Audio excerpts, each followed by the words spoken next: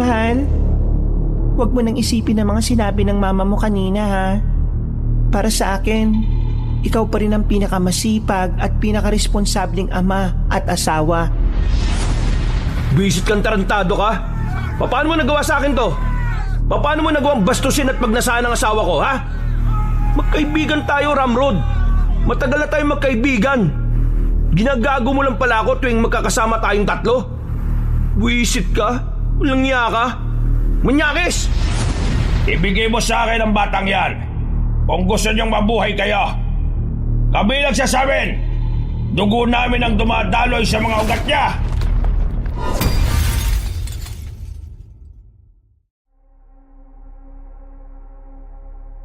May mga tao na gusto na lang nating mabura sa ating buhay. Mga taong sana ay hindi na lang naging parte ng mga alaala natin. Mga taong inakala natin ay magiging tapat sa pagkakaibigan. Pero sa huli, kapahamakan pa pala ang ihahatid sa iyo. Pinagpalang araw, Kabanong, at sa lahat ng mga kabangers natin at mga kayanggaw. Ang kwentong ito ay hango sa totoong buhay.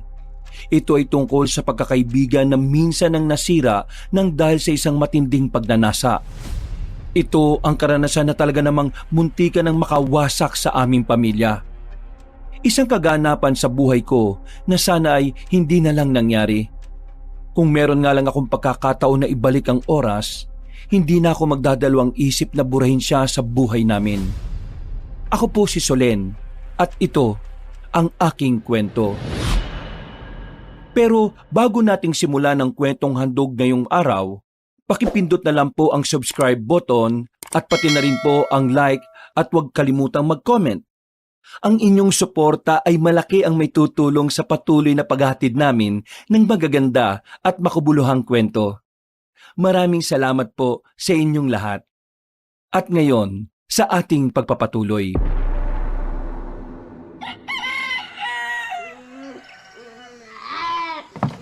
Visit naman buhay to, oh. Kaaga-aga ang ingay-ingay ng anak ninyo. Hindi niyo ba matuturuan niya na manahimik? Iyak ng iyak. Kaunting lang iyak na. Diyos ko, napakayakin naman yan. Naman, bata lang yan. Huwag niyo nang patulan. Ganyan talaga mga bata, Para ka namang hindi dumaan sa pagkabata. Hoy, hindi ako ganyan kakulit. Hindi ako ganyan kaingay. Nung araw kapag maingay kami, pinapalo kami kagad na magulang namin. Iyang sa inyo, kinukonsinto nyo pa Kahit nung ikaw naman hindi ka naman ganyan kaingay. Sa nanay ata nagmanay ang anak mong yan. Ma, hindi mo naman pwedeng kumpara yung kabataan mo sa kabataan ni Tantan. Magkaibang henerasyon naman kayo Hindi kayo pareho ng kinalakihan. Ang sabihin mo na lang, hindi nyo kayang disiplinahin ang anak ninyo. Masyado nyo kasing bine-baby. Nay, dinidisiplina naman po namin si Tantan. At saka, ang pag-iyak naman po hindi naman po masamang bagay Mas maganda nga pong nailalabas ng batang emosyon nila. Hindi naman po masamang bata ang anak namin. Kaya lang naman po siya umiiyak May gusto siyang bilhin. Pero wala naman pong pambili. Yun lang naman po. Yan! Diyan ka magaling, Solen. Ang konsintihin ng anak niyong iyakin. Diyos ko!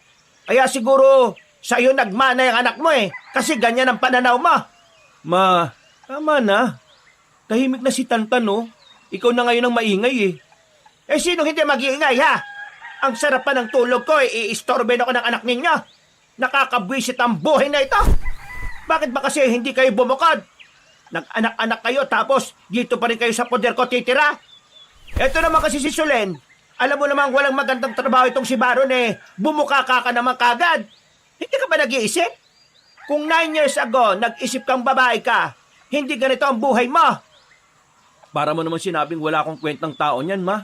Ginagawa ko naman ang makakaya ko para maiahon sila sa hirap Bakit ba ganyan ang tingin niyo sa akin? Ay bakit? Masakit bang marinig ang katotohanan? Totoo naman hindi ba? Nag-asawa ka nang hindi ka handa. Tapos ngayon, sumisiksik ka sa magulang mo. Hindi ka ba nahihiya sa asawa mo, Baron? Gumawa ka ng pamilya kahit na wala kang kakayahan na bigyan sila ng maayos na buhay. Hindi naman po kami masyadong naghangad mula kay Baron. Ang gusto ko lang naman po simpleng buhay. Basta nakakakain ng 3 beses sa isang araw, masaya na po kami ron. Mabuting tao naman po si Baron eh. Masipag at responsableng asawa at anak. Yan! Sa ganyan ka talaga magaling, Solen eh. Ang konsentindi nitong asawa mo. Akala mo ba uunlad kayo sa ganyang kaisipan mong babae ka? Huwag kang makontento sa kung ano lang ang kaya niyang ibigay. Dapat, palagi kang nagde-demand. Kasi karapatan yung mag-ina yon. Mag-isip ka nga. Ma, ano na naman ba tong ingay na to? Ang bira naman oh. Dinig na dinig ko yung boses mo sa labas eh. Eh paano kasi itong kuya mo? Sinisimula na naman ako. Buisit na buhay to oh. Patahimikin niyo yung anak niyo ha. Matutulog ako. Alam niyo pagod ako sa trabaho ko kaya umayos kayo. Napabuntong hininga na lamang ako, Kabanong. Tiningnan ko ang asawa kong si Baron. Lugmok ang mukha niya. Ramdam kong nasaktan siya sa mga sinabi ng nanay niya. Noon pa man kasi, mainit na ang dugo ng nanay niya sa kanya. Sa halip kasi na tapusin niya ang pag-aaral niya, ay inuna niya ako at ang anak namin. Pero kahit na kailan, hindi ko kailanman tiningnan sa mababang paraan si Baron. Para sa akin, siya ang pinakamasipag at pinakamasikap na asawa.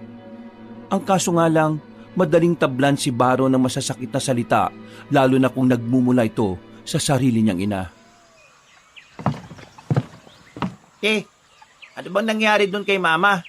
Si Kuya, ayos lang ba yun? Hayaan mo na muna magpalamig ang kuya mo sa labas. Mamaya ayos na yon. Naingayan na naman yata siya kay Tantan eh.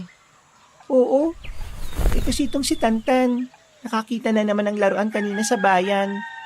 Wala namang pambili yung ama niya. Kaya yan, iyak ng iyak. Ay, ganun ba? Pagpasensya mo na si Mama ah. Wala na naman sigurong pera kaya mainit ang ulo eh. Naku, sanay na naman kami eh. Sa tagal na namin dito, parang kagat na lang ng langgam yun sa amin. Pero, hindi pa rin tama yun. Mamaya kapag gumising na si Mama, sige, kakausapin ko siya. Ay naku, wag na. Baka kayo naman ang mag-away ng mama mo. Akong bahala. Tumango na lang ako sa sinabi ni Binsoy. Mabuti na lang talaga at mabuting tao rin si Binsoy sa amin. Kahit na madalas kami nakakabala sa tulong nila, hindi pa rin nagbabago ang ugali niya. Mabait pa rin siya kay Baron. Mabilis na lumipas sa mga oras. Pinuntahan na rin namin ni Baron ang lupain kung saan kami gumagawa ng uling. Pag-uuling na rin kasi ang naging hanap buhay namin mula pa nang maliit pa si Tantan. Mahal, huwag mo nang isipin ang mga sinabi ng mama mo kanina ha. Para sa akin, ikaw pa rin ang pinakamasipag at pinakaresponsabling ama at asawa. Salamat naman, mahal ha. Pero naisip ko lang kasi na talagang sobra na magsalita si Mama sa akin eh. Kung makapagsalita din siya sa'yo, parang napakalaking pagkakamali na ako pinili mo. Samantalang nung siya nga, si Papa ang pinili niya kahit wala naman trabaho mula nung naging sila. Kaya nga intindihin na lang natin si Mama. Kasi ang nanay mo nang nagtrabaho mula noon hanggang ngayon eh. Kaya ayun, stress lang yun. Hindi dapat ganun. Mali yun eh. Huwag niyang idadamay ang ibang tao sa galit niya sa mundo. Pati anak natin na wala namang kamuwang-muwang sa mga hinaing niya, dinadamay niya. Pero huwag ka mag-alala, mahal. Kapag nakahanap ako ng mas magandang trabaho at nakapag-ipon na tayo, aalis tayo doon at bubukod tayo ng tirahan. Pero mahal, baka naman masyado mong pinupwersa ang sarili mo. Kalma lang ah. Magtiwala ka lang palagi sa sarili mo. Nakasuporta naman ako palagi sa iyo eh. Kaya nga, hindi ako nawawalan ng pag-asa eh. Kasi palagi ka nandyan para samaan ako sa lahat. Abi, oo naman. Kaya nga tayo naging mag-asawa, di ba? Oh, isakan na natin itong mga uling na ito at ang mailako na natin. Siguradong marami tayong benta nito kasi bukas pista na sa kabilang barangay.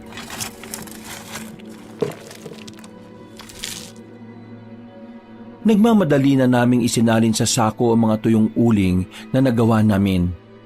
Napuno ang 4 na sako na dala namin. Pagkatapos, sinampan na namin yon sa kariton namin.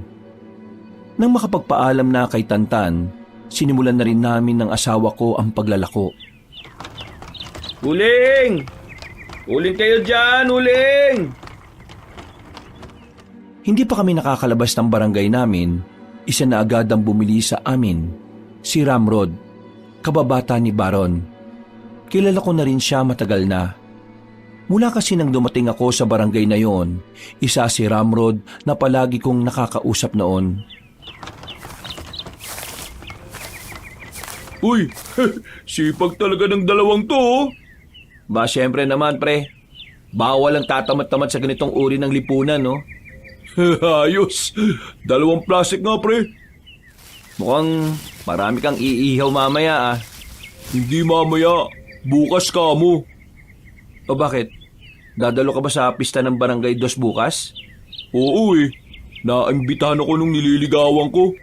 Alam mo na, kailangan magpabango sa mga magulang niya. Sus, kayang-kaya mo naman yan eh. Ikaw pa ba? Matini ka sa mga babae. Uy, huwag kang ganyan ha. Baka mamaya maniwala si Solin. Baka mamaya wala nang ireto sa akin yung asawa mo.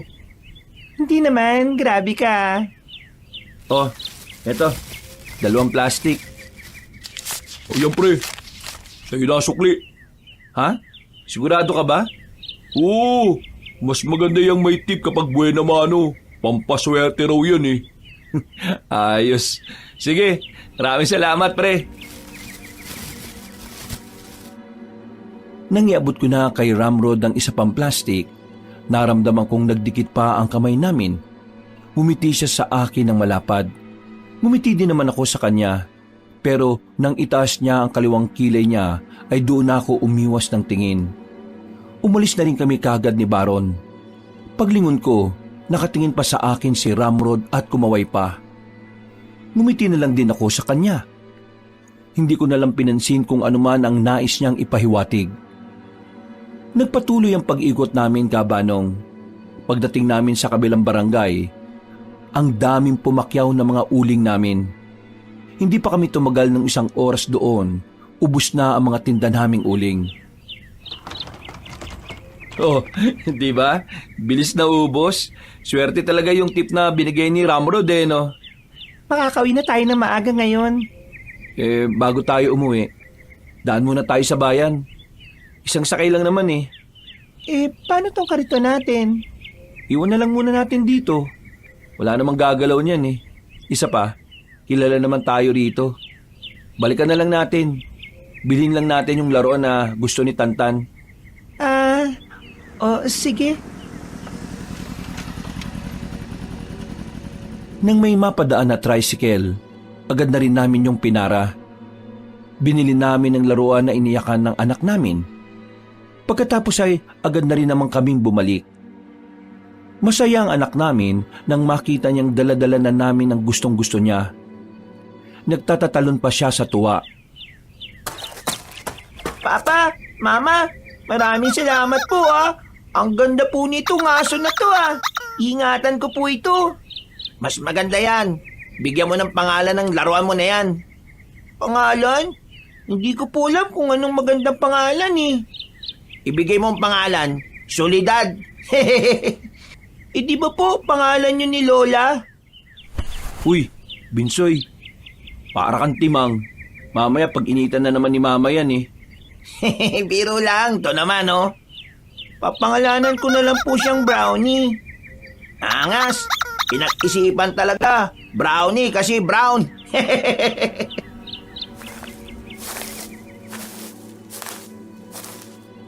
Bigla kaming natahimik sa tawanan namin nang dumating ang biyenan ko.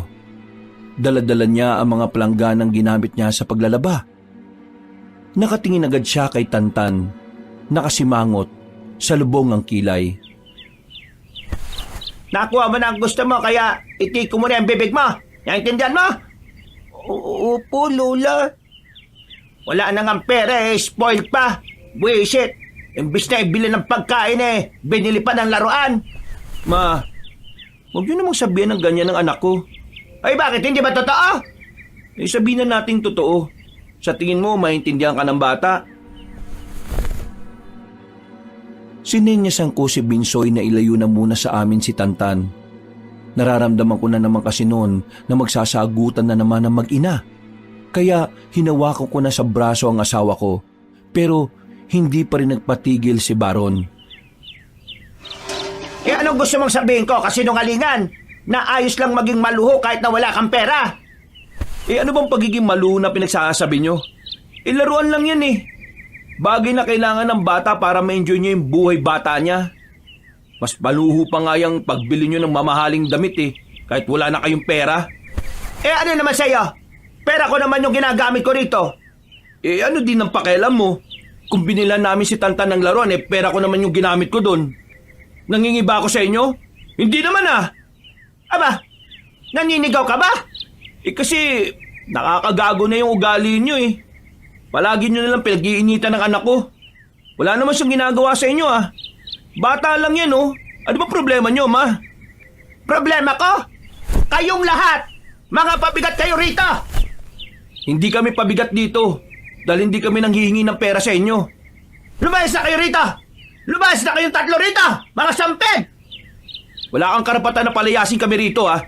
Dahil si Papa ang nagpatira sa amin dito. Sa madaling salita, hindi mo to pamamahay. Wala kang karapatan dito. Asawa ko ng tatay mo kaya meron akong... Hindi porke asawa ka, pwede mo nang gawin ang gusto mo. Wala kang pangalan dito. Wala sa batas ang pangalan mo para palayasin kami rito. Kaya sa ayon sa gusto mo, dito kami titira hanggat wala kaming kakayahang makalipat ng bahay. Kung ayaw mo kami makasama, edi ikaw ang umalis. Anong sinabi mo? Hindi mo narinig? Bingi ka ba? Ikaw ang umalis. Di ba ayaw mo kami makasama? Abay, ang kapal naman ng mukha mo magsalita ng ganyan ah. Akala mo kung sino ka? Eh wala na magandang patutunguhan ng usapan na to eh. Ganun na lang ang gawin natin. Kung ayaw mo sa amin, ikaw ang umalis. Kung ayaw mong umalis, magtiis ka na samahan kami rito. Inawat ko na ang asawa ko dahil nag-aalala na ako sa biyenan ko noong mga sandaling yun, Kabanong. Para kasi siyang aatakihin sa puso. Pumasok na lang siya ng bahay at padabog na binagsak ang mga daladalang planggana. Mahal, tama na. Baka mamaya kung ano mangyari sa mama mo. Nakakainis na kasi siya eh. Pumasok na lang kami sa bahay. Hindi namin kasabay si Nanay Soledad sa hapunan ng gabing yon. Hinayaan na lang din namin na magpalamig ng ulo. Mga bandang 10:00, naglatag na kami para matulog. Pero inabot na ako ng 12:00. Hindi pa rin ako inaantok. Bumangon na muna ako. Nagtungo ako sa kusina namin sa labas. Kukuha lang sana ako ng mainit na tubig para makapagtimpla na lang ng gatas. Pero hindi ko inaasahan na nasa bakuran namin si Ramrod. Nagulat ako sa kanya. Buti na lang ay hindi ako nakasigaw nun. Oh, Ramrod, anong ginagawa mo rito? Gabing-gabi na. Gising pa ba si pare? Naku, tulog na. Maaga nakatulog yun eh. Kasi may bibigay sana ako mga kamuting kahoy eh. Kaso nasa bahay pa. Gusto mo ikaw na lang ang kumuha? Ha? Ngayon? Sana. Para bukas wala na akong iintindihin. Kasi gabing-gabi na eh. Hindi na ako lumalabas ng ganitong oras. Sige. Bukas. Subukan ko na lang ihatid dito. Ay, bakit nga pala gising ka pa, Solen? Nang tingnan ko siya, hindi ko alam kung bakit ako nakaramdam ng pagkailang. Kahit kasi medyo madilim, pakiramdam ko ay nakatingin siya sa buong katawan ko. Saka ko lang din napagtanto na manipis ang duster na suot ko. Wala pa akong bra. Nakapantulog na rin kasi ako noon. Hindi ko rin naman kasi inaasahan na makakausap ko siya sa mga oras na yun. Ha? Kasi hindi ako makatulog eh. Magtitimpla lang ako ng gatas. Ganun ba? Oo eh. Malamig ang panahon ngayon Hindi ka dapat nagsusuot ng manipis. Pantulog ko kasi to eh. Kung sa bagay naman sa iyo yung manipis eh. Maganda ka naman eh. Sige, Pasok na ako. Pero, di ka pa nakakapagtimpla. Bukas na lang. Hindi ko na siya nilingon pa, Kabanong. Bumalik na ako sa loob ng bahay. Bago ko isara ang pintuan, nakita ko pa siyang nakangiti sa akin na parabang may ibang gustong ipahiwatig. Nung oras na yon, hindi na talaga ako komportable. Hindi ko maiwasang hindi mag-isip ng kung ano-ano. Noon pa man kasi, naramdaman ko na talagang may pagnanasa sa akin si Ramrod. Hindi ko lang masabi-sabi sa asawa ko dahil natatakot akong baka masira ang pagkakaibigan nila. Nawala lang ang pagdududa ko sa kanya nung medyo naging maayos ang pakikitungo niya sa akin. Pero nung gabing yon, parang nagbalik ang pagkailang ko sa kanya. Bumalik ako sa higaan, pero hindi na ako nakatulog. Hindi na mawala-wala sa isipan ko si Ramrod. Kinikilabutan ako sa kanya. Nakakaramdam ako ng pagkabahala, pero pilit ko na lang inaalis yon sa isipan ko. Kinaumagahan, hindi na muna ako sumama sa asawa ko sa paglalako ng uling. Hindi kasi ako nakatulog na maayos. Pumayag naman siya at sinabing magpahinga na lang ako. Ayos ka lang? Ha? Oo naman. Bakit? Kanina pa kasi kita napapansing tulala eh. Inaantok ka pa ba? Matulog ka na muna. Ako nang bahala kay Tantan. Wala naman akong pasok eh. Hindi. Ayos lang ako. Mamayang hapon na lang siguro ako matutulog. Mamaya mag-aasikaso na rin naman ako ng tanghalian natin eh. Wala kang kote. Nanaginip ka ng aswang no? Ha? Aswang? Hindi ah. Bakit mo naman natanong yan? Wala lang. Ako kasi, madalas ako managinip ng ganun dati eh. Tapos, pag nagigising ako, hindi na ako makatulog eh. Alam mo, Binsoy, matagal nang wala ang mga aswang. Matagal nang wala? Ibig sabihin, totoo talaga sila? Sabi nila, oo. Totoo daw mga yon. Lalo na sa mga lugar na kagaya ng lugar natin. Totoo daw yon. Sa mga probinsya sila madalas eh. Pero ngayon kasi, alam mo naman na medyo moderno na ang panahon natin. Ano kaya pakiramdam na makakita ng aswang, no? Nakakita ka na ba ng gano'n, ate? Hindi pa. Pero ang sabi sa akin ng lola ko, nakakakilabot daw ang itsura nila. Hindi mo papangaraping makita. Pabuti na lang talaga na wala na sila ngayon eh, no? Katatakutan talaga sila ng mga tao. Sandali lang ah. Tulungan ko lang maligo si Tantan. Nagpaalam muna ako sa bayaw ko para asikasuhin ang anak ko. Pagkatapos kong paliguan si Tantan, agad na rin naman akong naghanda ng makakain namin. Naging payapa naman ang tanghaling yon. Hindi kasi namin kasama si Nanay Soledad. 3 lang kami sa hapagkainan. Bandang alauna, nakaramdam na rin ako ng antok. At sa hindi ko inaasahang pagkakataon, biglang pumasok sa panaginip ko si Ramrod. Kaya kahit na 2 oras pa lang ang tulog ko, ay nagising na rin ako. Hinihingal ako. Kinakabahan.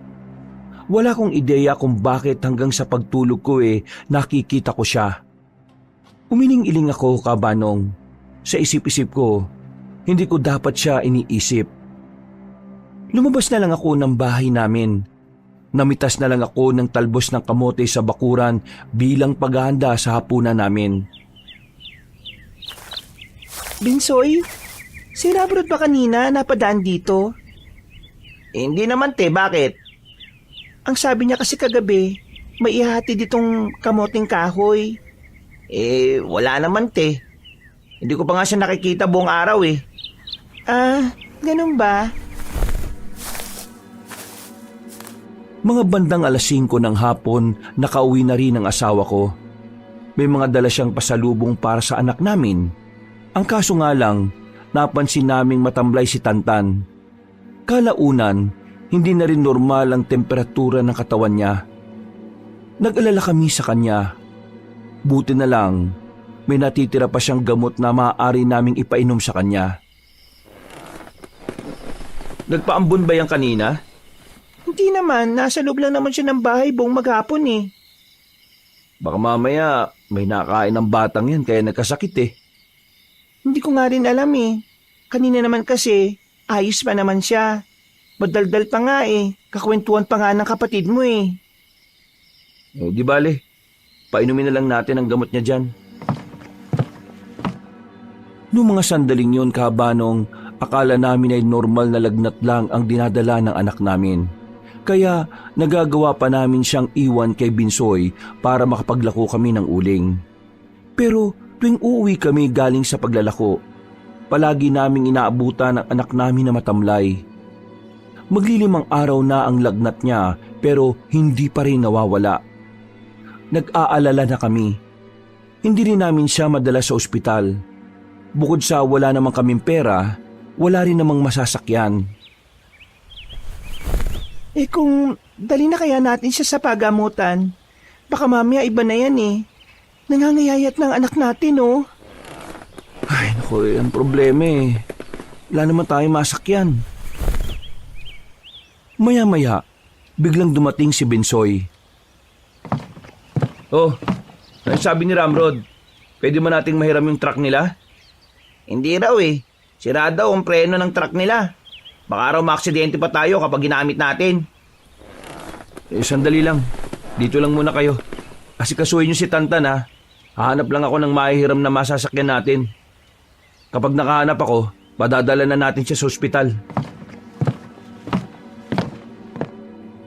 Nagmamadaling umalis ang asawa ko, Kabanong, habang ako naman ay nasa tabi lang ng anak ko. Hindi mawala-wala ang pag-aalala ko sa kanya. Kitang-kita ko ang malaking pagbabago ng katawan niya. Malaki ang ipinahayat ni Tantan kahit 5 araw pa lang siyang nilalagnat. Ate, kung maghanap na lang kaya tayo ng albularyo. Sa kabilang barangay may albularyo doon eh. Matutulungan niya tayo para magamot si Tantan. Albularyo? Mapagkakatiwalaan ba yung mga yan? Eh di ba ang iba sa kanila manloloko lang ng pasyente? Kunwari, mapapagaling pero hindi naman pala. Yung albularyo sa kabilang barangay, mapagkakatiwalaan naman daw yun. Kasi kakilalo yun ng kaklase ko eh. Subukan lang natin. Baka lang naman maging epektibo eh. Kapag nakabalik na ang kuya mo, sabihin natin kaagad. Maya-maya pa, bumukas na naman ang pintuan. Ma, buti na lang dumating ka. May kilala ka bang merong sasakyan? Hindi pa rin kasi nagiging maayos si Tantan eh. Balak namin dalhin sa ospital. Nako, gastos na naman. Tinatanong kita kung may kakilala ka. Kung wala, huwag ka nalang magsalita kung wala kang may tutulong. Tingin mo ba may kakilala akong may sasakyan? Eh lahat ng kumari ko eh, mahihirap din. Mag-isip ka nga. Yan kasi, malikot kasi masyado yung batang yan eh, kaya nagkakasakit eh. Sinisi mo pa yung bata, ma? Parang hindi mo ito apo ah. Pumasok ka na nga lang sa kwarto mo. Wala ka nang may tulong dito. Kahit na naiinis ako sa biyenan ko noong mga sandaling yon, ay hindi ko na lang siya pinatulan. Inisip ko na lang ang anak ko. Wala rin naman akong mapapala kung makikipagtalo pa ako sa kanya. Maya-maya lang, bumalik na si Baron. Kasama niya si Ramrod. Nagtama agad ang paningin namin ni Ramrod, pero agad din naman akong nag-iwas ng tingin. Merong dala si Ramrod na botelya na ayon sa kanya makakatulong daw kay Tantan. Para saan naman yan? Ayos lang ba na ipainom yun sa anak natin, Baron? Kumari, huwag ka mag-alala. Itong dala-dala kong gamot, galing to sa albularyo ng taga-kabila. Mabisa talaga to. Pampawala ng trangkaso, lagnat. Mas mabilis itong umepekto sa mga bata. Magtiwala kayo. Ligtas tong inumin, no? Ang sabi rin naman sa akin ng tiyahin ko, talagang epektibo to eh. Dahil desperado na rin kaming mapagaling ang anak namin, Kabanong. Kahit na hindi namin alam kung anong mga sangkap ng nasa botelya, pumayag na lang din kami. Isang kutsara ang pinainom niya kay Tantan. Maya-maya pa, ay unti-unti na nga rin bumaba ang init ng katawan ng anak namin. Mahal, bumaba ng init na katawan niya. Pinagpapawisan na rin siya. Napangiti na lamang ang asawa ko nang ibalita ko yun sa kanila habang nasa bakuran silang tatlo. Halos 1 oras lang din ang hinintay namin, pero talagang may maganda ng progreso sa katawan ni Tantan. Diyos ko, buti naman. Kinabahan na ako kasi akala ko kung ano na nangyari kay Tantan eh. Paring Ramrod, maraming salamat talaga ah. Wala yun. Naano ko naman si Tantan eh. Parang anak ko na rin kumbaga. Kaya ginawa ko lang yun kasi mahalaga sa akin yung bata. Nakatingin na naman sa akin si Ramrod kaya sa ibang direksyon na lang ako tumingin kabanong. Sobrang naiilang talaga ako sa kanya. Lalong-lalo na kapag naaalala ko kung paano niya ako ngitian sa panaginip ko. Paglulutuan ko ng sabaw ang anak natin para mas mailabas niya pa yung lagnat niya. Ate Solen, ako nang bahala sa sabaw. Bantayan mo na lang si Tantan. Baka kasi bigla siyang magising eh, wala ka. Sige, maraming salamat, Bayaw. Nung gabing yon ay nakahinga na rin ako ng maluwag. Nang magising na si Tantan, parang himala na nawala na ang kanyang lagnat. Masigla na siya ulit kumain. Madaldal na rin. Nagtataka ako noon kung ano ba talaga ang gamot na pinainom ni Ramrod kay Tantan. Pero nagpasalamat na lang ako dahil madaling gumaling ang anak ko. Kinabukasan, naging normal na ulit si Tantan. Nakakapaglaro na rin siya. Hinayaan na lang namin para mas madali niyang maibalik ang nawalang lakas sa kanya. Bandang 10:00 ng umaga, bago kami kumain ay isang sermon muna ang namayanin na naman sa bahay. Ano nang gagawin mo sa buhay mo ngayon? Tatanga ka na naman dito sa bahay? Magiging pabigat ka na naman? May matino ka kasing trabaho. Bakit ka pa umalis-alis? Hindi ka talaga nakikinig sa akin kahit na kailan mo eh. Hindi ako umalis. Inalis ako. Eh siguro, may ginawa ka kasing katarantaduhan kaya ka inalis sa trabaho mo. Minsan kasi may kasamaan din ang ugali mo eh. Yan sigurong dahilan kaya ka tinanggalan ah. Malinis ako magtrabaho, ma. Wala akong ginagawang masama. Siniraan lang ako. Minsoy, ano ba talaga nangyari? Eh meron kasing nawawalang gamit sa trabaho. Di ko alam kung paano napunta sa bag ko eh. Alam ko, may nananabutay sa akin. Gusto nila akong alisin kasi naiinggit sila sa trabaho ko. Ako kasi, palaging pasado mga gawa ko eh. Sa kanila, puro palpak. Yan ang magagawa ko ron. Yung ebidensya, nakita mismo sa bag ko. Kahit na anong paliwanag ko eh. Hindi na talaga ako pinakikinggan ng manager namin eh. Mintik na manager yun. Palagay ko talaga kasabwat siya ng mga katrabaho ko eh. Lahat sila inggit sa akin eh. Sus, ang sabihin mo, ginawa mo talaga yon. Kilala kita, Binsoy. Nung nag-aaral ka pa, nagnakaw ka rin ng hindi sa'yo. Kaya hindi malabong yun. Oo, nagnakaw ako ng pera. Pero kaya ko lang namang ginawa yun kasi pinapapasok mo ko ng walang baon. Iba ngayon, may pera na ako eh. May maayos akong trabaho. Eh bakit ko gagawin yun? Isa pa, matagal ko na kinalimutan ng ganun. Hindi na ako kasing gago kagaya ng dati, no? Ma, seryoso ba? Naniniwala ka talagang kaya kong magnakaw? Sarili mong anak? Sus! Yan kasi ang napapala mo kapag madamot ka. Sarili mong nanay eh, hindi mo nga mabigyan. Sinosolo mo lang kasi yung kita mo. Eh kung ikaw lang naman ang nanay na bibigyan ko, ay abay wag na. Makasarili na ako, Aray! Isang malakas na sampal ang binigay ni Aling Soledad. Ang kapal ng mukha mo magsalita sa akin ng ganyan. Kung singiling kaya kita sa lahat ng sinakripisyo ko sa iyo naan. Alam mo, kung bibigyan lang ako ng pagkakataong ipanganak uli, mananalangin ako na sana hindi na lang ikaw ang maging magulang ko eh.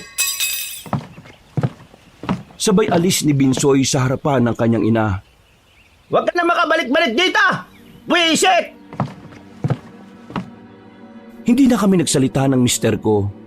Nung umalis na rin ang biyenan ko, saka na kami nagsimulang kumaing tatlo. Hinawakan ko na lang ang kamay ni Baron para pakalmahin siya.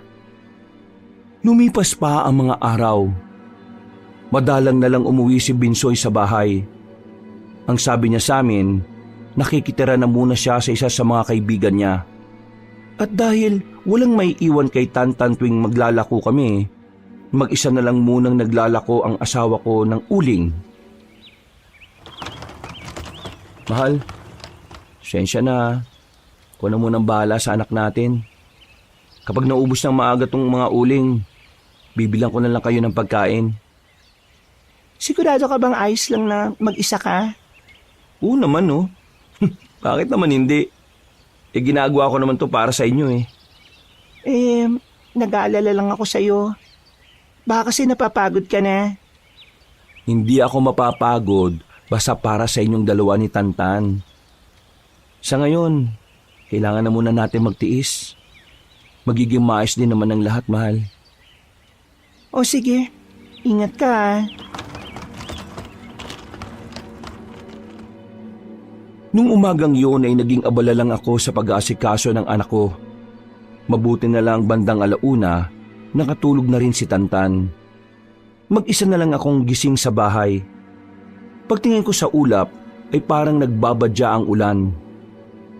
Naisip ko kagad si Baron.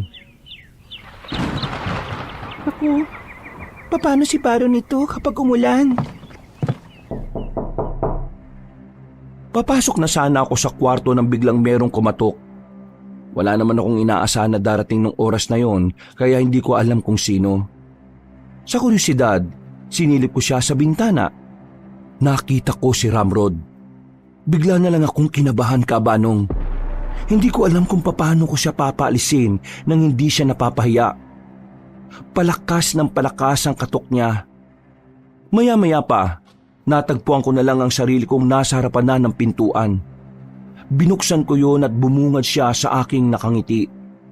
May dala-dala siyang supot ng prutas. Ramrod, anong ginagawa mo rito? Nandito ako para dala ng inaanak ko ng mga prutas. Maraming salamat ah. Pero wala rito si Baron eh. Hindi naman si Baron ang pinunta ko rito eh. Ang inaanak ko. At syempre, ikaw na rin. Ha? Ako? Oo, ikaw. Bakit? Masama bang kausapin ka rito eh? Ikaw lang naman ang makakausap dito. Si Aling Soledad naman, mahirap kausap yun, di ba? Medyo naiilang na ako noong mga sandaling yon. Pero hindi ko rin alam kung bakit hindi ko siya magawang paalisin. Umupo siya sa harapan ng lamesa. Ako naman ay nakatayo lang sa harapan niya. Oh, bakit naman ayaw mong umupo? Upo ka oh. Mag-usap lang tayo. Boring naman sa bahay eh. Ano bang pag-uusapan natin? Kahit ano. Huwag kang maya. Ano ka ba? Para namang hindi kita kumari. Wala akong maisip na pag-usapan eh. Solen, tingin mo, kung ako yung una mong nakilala, tayo kaya yung magkakatuluyan? Ha? Ano pinagsasabi mo dyan? Naitanong ko lang naman. Kasi nung nagkakilala kayo ni Baron, medyo close naman na tayo nun eh. Nagtaka nga ako nung bigla ka na lang umiiwas sa akin. Siguro dahil kay Baron, kasi syota mo na yun nun eh. Tapos, kaibigan ko naman siya. Ramrod, hindi ako komportable na pag-usapan itong mga ganito eh. Kung ayos lang, umuwi ka na muna. Nagbabantay kasi ako sa anak ko eh. Ha? Okay. Uwi na ako. Pero Solin, ang sexy mo ngayon ha. Tumawa pa siya sa akin ng nakakaloko matapos tingnan ng buong katawan ko. Kahit na maayos naman ang suot ko at hindi kabastos-bastos, nagawa pa rin talaga niya akong pagnasaan. Pag-alis niya, nakahinga ako ng maluwag. Habang patagal ng patagal, paiba na ng paiba ang nararamdaman ko sa kanya. nakakatakot, nakakakilabot. Hindi niya iniisip na asawa ko ang kaibigan niya. Pero kahit na gano'n na nangyari, hindi ko pa rin yung sinabi kay Baron. Natatakot kasi ako na baka biglang magkaroon ng malaking gulo kapag nalaman niya. Kaya habang kayo ko pang tiisin, inililihim ko pa rin. Lumipas ang ilang araw, nagpatuloy lang si Ramrod sa mga pahaging niya. Hindi ko nalang pinapansin, Kabanong, pero pansamantalang nawala sa kanya ang atensyon ko dahil sa mga nangyayaring kababalaghan sa amin. Sa mga nagdaang araw kasi, hindi lang ako, kundi pati na rin ang anak ko ang nakakaramdam na parabang may nagmamasid sa bahay namin. Mahal? Mahal? Oh, bakit mahal? Naririnig mo ba yun? Ha? Ang alin? Parang may naglalakad sa labas eh. Mahal, natural lang na may maglakad sa labas. Daanan yun eh. Hindi. Ibig kong sabihin, dito sa bakuran natin. Parang may tao eh. Ang daming kaluskos eh.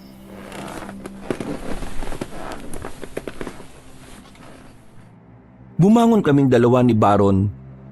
Sandali kaming nakiramdam. Maging siya ay narinig na rin yun, kaya napaisip na rin siya kung anong meron. Kinuha na niya ang itak sa gilid ng pintuan. Dito ka lang ha. Lalabas ako. Wag. Baka mamaya kung ano yan eh. Hindi. Ayos lang ako. Kailangan natin malaman kung ano yan. Delikado. Mag-iingat ka ah. O sige, akong bahala. Sumilip si Baron sa labas, pero pagtingin niya roon, wala naman siyang nakitang kahit na ano. Bumalik siya sa bahay na dismayado ang muka. Mahal, hindi kaya guni-guni lang natin yon? Mga pusang itim lang naman ang nakita ko ron eh. Pero mahal, ilang gabi ko nang nararamdaman to eh. At hindi lang ako ah. Kahit ang anak natin, si Tantan, naririnig niya rin to. Nung nakaraan, ginising niya ako. Ang sabi niya, may nakikita siyang nakatayo sa labas. May mga anino raw. Eh bakit ngayon mo lang to sinasabi sa akin? Eh kasi masarap na ang tulog mo eh. Ayaw na kitang abalahin o gisingin. Eh ano pang nararamdaman at nakikita nyo? Kagabi, meron naman akong narinig na parang tunog ng paniki sa may bandang kusina natin. Tapos nung bugawin ko eh, bigla nang nawala. Ay nako, kung ano man yung mga yan, mahayayari sa akin yung mga yan. O sige na, balik na sa kwarto. Akong bala, magbabantay ako, matulog ka na. Ako na lang ang magbabantay. Maglalako ka pa ng uling natin bukas eh. Hindi na muna ako maglalako. Mas mahalaga sa akin ang kaligtasan yung mag-ina ko. Hindi na rin ako nakatulog ng oras na yon, Kabanong. Wala rin namang nagpaparamdam na kakaiba sa mga sumunod na oras. Sumapit ang umaga ay sakalang napanatag ang kalooban ko. Dahil sa pangyayaring yon, mas maaga nang umuwi ng bahay ang asawa ko. Sabi kasi ni Baron, mas mainam kung kasama namin siya sa bahay kapag kumagat na ang dilim. Bagay na nagpagaan kahit papaano ng kalooban ko. Hindi ko rin kasi naman maaasahan ang biyenang ko. Kahit kasi kasama namin yung sa bahay, ay wala naman siyang pakialam sa amin. Isang gabi, magkakasabay kaming kumain ng hapunan. Kakaiba ang gabing yon dahil kumpleto kami. Himalang, hindi nagtatalo ang biyenan ko at bayaw ko. Tahimik lang, payapa. Pero ramdam ko ang tensyon sa pagitan nilang dalawa. Papa, meron po akong nakitang lalaki nung nakaraan. Sa may gilid po ng bahay natin. Namumula po yung mga mata niya tapos kulubot po yung mukha niya. Ano po yung Papa?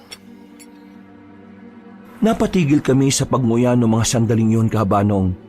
Lahat kami napaisip sa sinabi ni Tantan. Ang biyenang ko naman ay sumalubong agad ng kilay. Parang iritang-irita siya sa naririnig niya.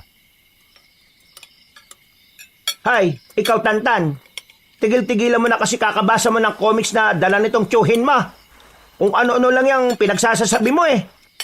Totoo naman po talaga ang sinasabi ko eh. May nakita po talaga ako, Lola. Wala ka na ba talagang ibang gagawin kundi bigyan ng problema tong pamilyang ito? Ma, magdahan-dahan ka naman sa pananalita mo. Hindi matanda ka usap mo. Totoo pong sinasabi ni Tantan. Ay nako, ginatungan pa ng siraulong ina. Kuya, ate, ano yung sinasabi nyo? Nitong mga nakarang araw nararamdaman namin tuwing madaling araw, parang may umaaligid sa bahay. May mga kaluskos, may mga kakaibang tunog.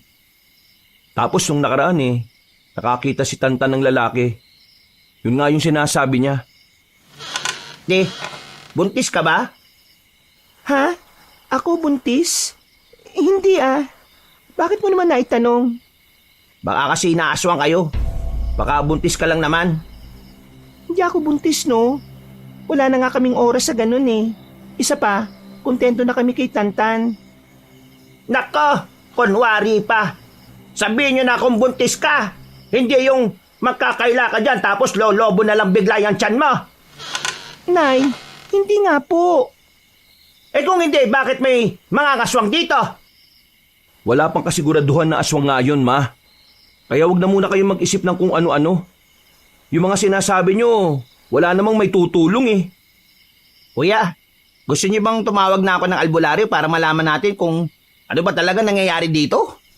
Bakit? May kilala ka ba? Sa Barangay 2 meron. May kaklase ako ron Sabi niya, meron daw albularyo sa kanila na magaling. Baka lang naman matulungan niya tayo. O sige, mamayang hapon, puntahan natin.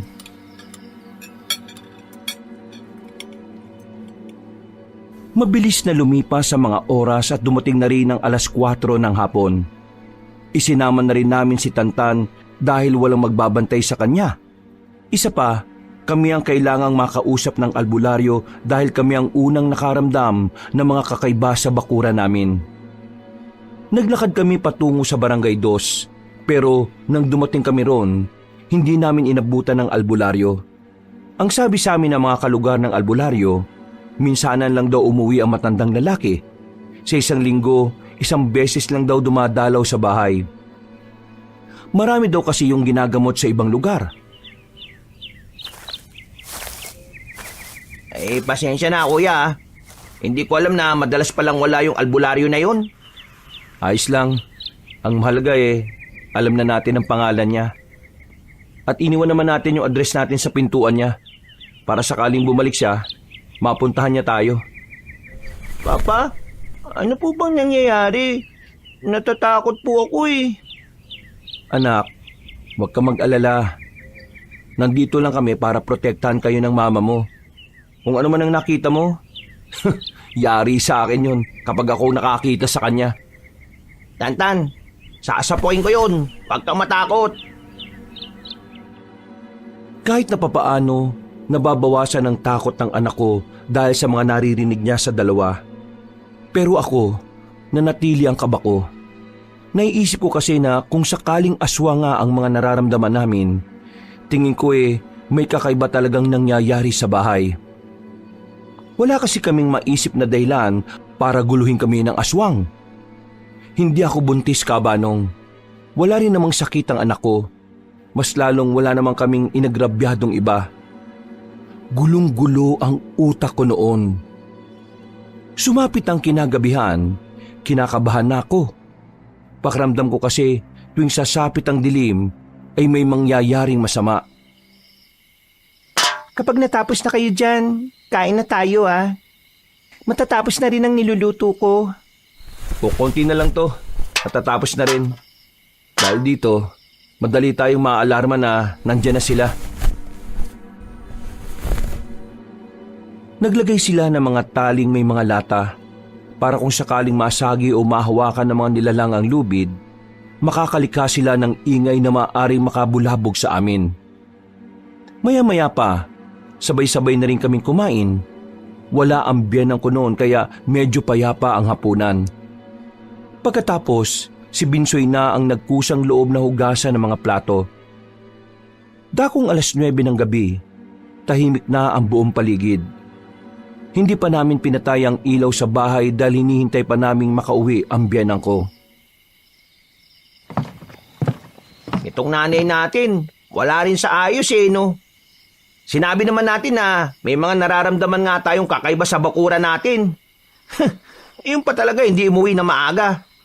Saan naman na kaya napadpad yung matandang yun? Huy, bibig mo, Binsoy. Nanay pa rin natin siya. Konting respeto naman. Nakakainis na kasi. Parang nananadya na lang palagi. Hindi ko alam kung anong problema niya Galit sa mundo. Tapos dinadamay tayong lahat. Bayaw, hayaan mo na. Ganun talaga matatanda. Ha? Mahal? Ano yun? Binsoy, silipin mo nga. Nakalansing yung mga lata. Kuya, naiba forma ng mga nilagay natin. May gumalaw. Mahal, bantayan mo si Tantan sa kwarto. Kami na rito. Mahal, baka naman mapano kayo. Hindi, akong bahala. Pumasok ako sa silid namin. Binuksan ko lang ang pintuan para makita ko pa rin sila sa sala. Maya-maya pa, lumabas na rin si Baron kasama si Binsoy. Pareho na silang may hawak-hawak na itak. Kabadong-kabado na ako noon, Kabanong. Wala akong ibang magawa noon kundi magdasal na lang. Mama, ano pong nangyayari? Anak, dito lang tayo Sila papa mo nasa labas. May tinitingnan lang sila ron. Mama, mga aswang po ba yun? Hindi pa natin sigurado anak Basta, dito lang si mama. Hindi kita iiwan dito. Kuya, nandito sila. Mga aswang nga! Narinig na lang namin na parang may mga hayop na umaangil sa labas. Kasunod noon ay ang pagmumura ng asawa ko at ni Binsoy. Hinahamon nila ang mga aswang. Hindi sila nagpapakita ng kahit na kaunting takot. Mga salot kayo! Ano? Sige! Lumapit kayo! Papatayin namin kayo! Ano bang kailangan nyo? Umalis kayo rito! Walang buntis dito! Mama, sila papa po. Baka po mapahamak po sila papa. Sinama ko si Tantan sa sala. Sumilip ako sa labas. Nakita ko sa gilid sa labas ng bakuran namin, naroroon ang 4 na lalaking kakaiba ang mga anyo. Namumula ang mga mata nila. Maitim ang balat at mahaba at sabog ang buhok. Mahal, pumasok na kayo rito, Diyos ko! Pero kahit na anong sigaw ko, hindi sila umaalis doon. Hinarap pa rin nila ang aswang. Nagagawa pa nga nila yung hamunin. Para akong hihimatayin sa sobrang kabako, Kabanong. Lalo na kapag naririnig ko ang pag-angil ng mga aswang. Para kasing gigil na gigil rin sila kay Baron at Binsoy. Kalaunan, umalis na rin ang mga aswang, lalo na mabulabog na rin ang ibang kabahayan. Nagmamadali ang mga yon na tumakbo.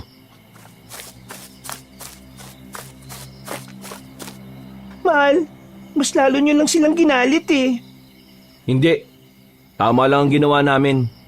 Dapat silang masindak sa atin. Kung pasisindak tayo sa kanila, mas lalo lang silang magkakaroon ng lakas ng loob na guluhin tayo. Ang tanong ngayon, bakit? Bakit may aswang dito? Akala ko, matagal na silang wala. At kung ngayon lang sila lumitaw ulit, anong meron at bakit dito sila sa atin ang gugulo? Kuya, sigurado ko bang wala kang nakaalitan habang naglalako ka? Wala. Ang bait-bait ko nga Halos lahat naman ng napagbebentahan ko, mga kakilala at suki ko na rin. Ikaw ate. Mas lalo namang wala ko nakaalitan.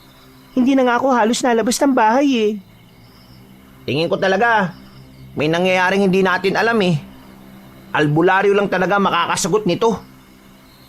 May naisip ako na paraan para tigilan na tayo ng mga lintik na yan. Mahal, anong gagawin mo?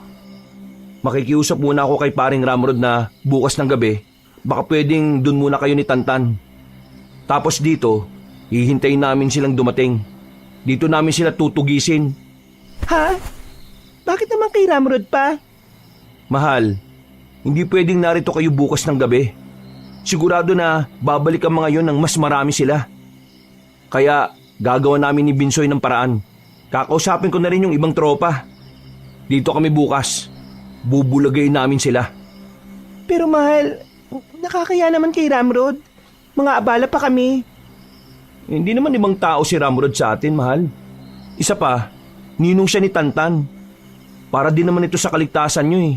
Hindi natin alam kung sino sa inyong dalawa ng anak natin ang pakay ng mga aswang na yon.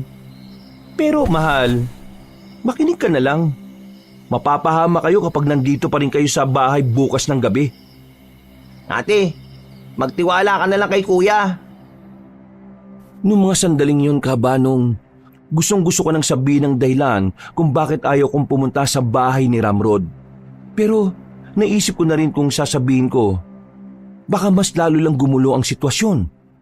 Kaya kahit natatakot ako at hindi ako komportable sa presensya ng lalaking yon, pumayag na lang din ako. Kinabukasan, dumalo na naman sa bahay si Ramrod nang malaman niya ang nangyari. Agad naman siyang pumayag na makiusap sa kanya ang asawa ko. Yung tingin at ngiti niya sa akin, parang sinasabi niya na sobrang pabor kung naroon kami sa kanila. Para hindi ako mabahala, inisip ko na lang na para naman yon sa anak namin. Wala ang biyenan ko sa bahay. Sabi ng tiyahin ni Baron, sa susunod na Lunes pa raw ang balik nun. Ni hindi man lang nagpaalam na maayos sa dalawang anak. Pero mas pabor kay Baron at Binsoy dahil kami na lang ang iintindihin nila. Mahal, talaga bang kay Ramrod na muna kami? Oo nga. Buti nga pumayag agad si paring Ramrod eh. Mas ligtas ka ron kaysa dito. Kahoy lang ang bahay natin eh. Madaling masira ng mga aswang. Doon hindi. Simentado kasi bahay niya. Mga bandang 5:00 ng hapon, doon na kayo ah. Para hindi malaman ng mga aswang na umalis kayo. Eh yung albularyo ba? Anong balita? Wala pa rin eh. Hindi pa rin nakakabalik ng bahay niya. Hindi lang dahil sa aswang kaya ako kinakabahan ng mga sandaling yun, Kabanong. Kabado rin ako sa ideyang makakasama ko si Ramrod sa iisang bubong. Sa pagkakaalam ko, siya lang mag-isa sa bahay niya. Bagay na kinababahala ko. Alam at ramdam ko kasi na meron siyang pagnanasa sa akin. Pero kinailangan kong tiisin yun para hindi ako makaabala sa mga pinaplano nila. Sumapit ang 5:00 ng hapon. Hinatid na kami ni Baron sa bahay ni Ramrod. Ang lapad ng ngiti niya. Parang tuwang-tuwa siya na doon kami tutuloy. Pare, ngayong gabi lang naman eh. Ikaw na munang bahala sa mag-ina ko ah. Oo naman oh. Ako na munang bahala sa kanila. Wala kang dapat ipag-alala. Ligtas sila rito. Maraming salamat pre ah.